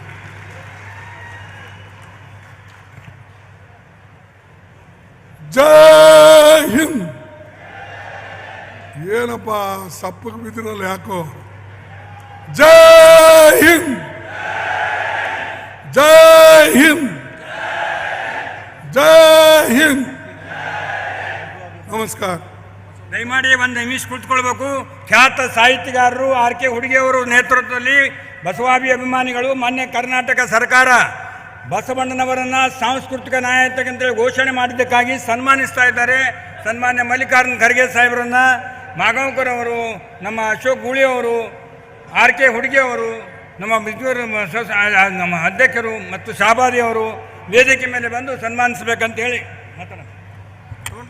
ಬಂಧುಗಳೇ, ಸಂವಿಧಾನದ ಆಶಯಗಳನ್ನು ಈಡೇರಿಸುವುದೇ ನಮ್ಮ ಧ್ಯೇಯ ಎನ್ನುವಂತಹ ಅಭಿಮತವನ್ನು ವ್ಯಕ್ತಪಡಿಸಿ ಮಹತ್ತರ ವಿಚಾರಗಳನ್ನು ಪ್ರಸ್ತಾಪಿಸಿದಂತಹ ಡಾಕ್ಟರ್ ಮಲ್ಲಿಕಾರ್ಜುನ್ ಖರ್ಗೆ ಅವರಿಗೆ ನಮ್ಮೆಲ್ಲರ ಅಭಿಮಾನದ ಚಪ್ಪಾಳೆ ಸಂದಾಯವಾಗಲಿ. ಪ್ರೀತಿಯ ಬಂಧುಗಳೇ, ಬಸವ ಅಭಿಮಾನಿ ಸಂಘಗಳಿಂದ ವಿಶ್ವಗುರು ಬಸವಣ್ಣನವರಿಗೆ ಸಾಂಸ್ಕೃತಿಕ ನಾಯಕರು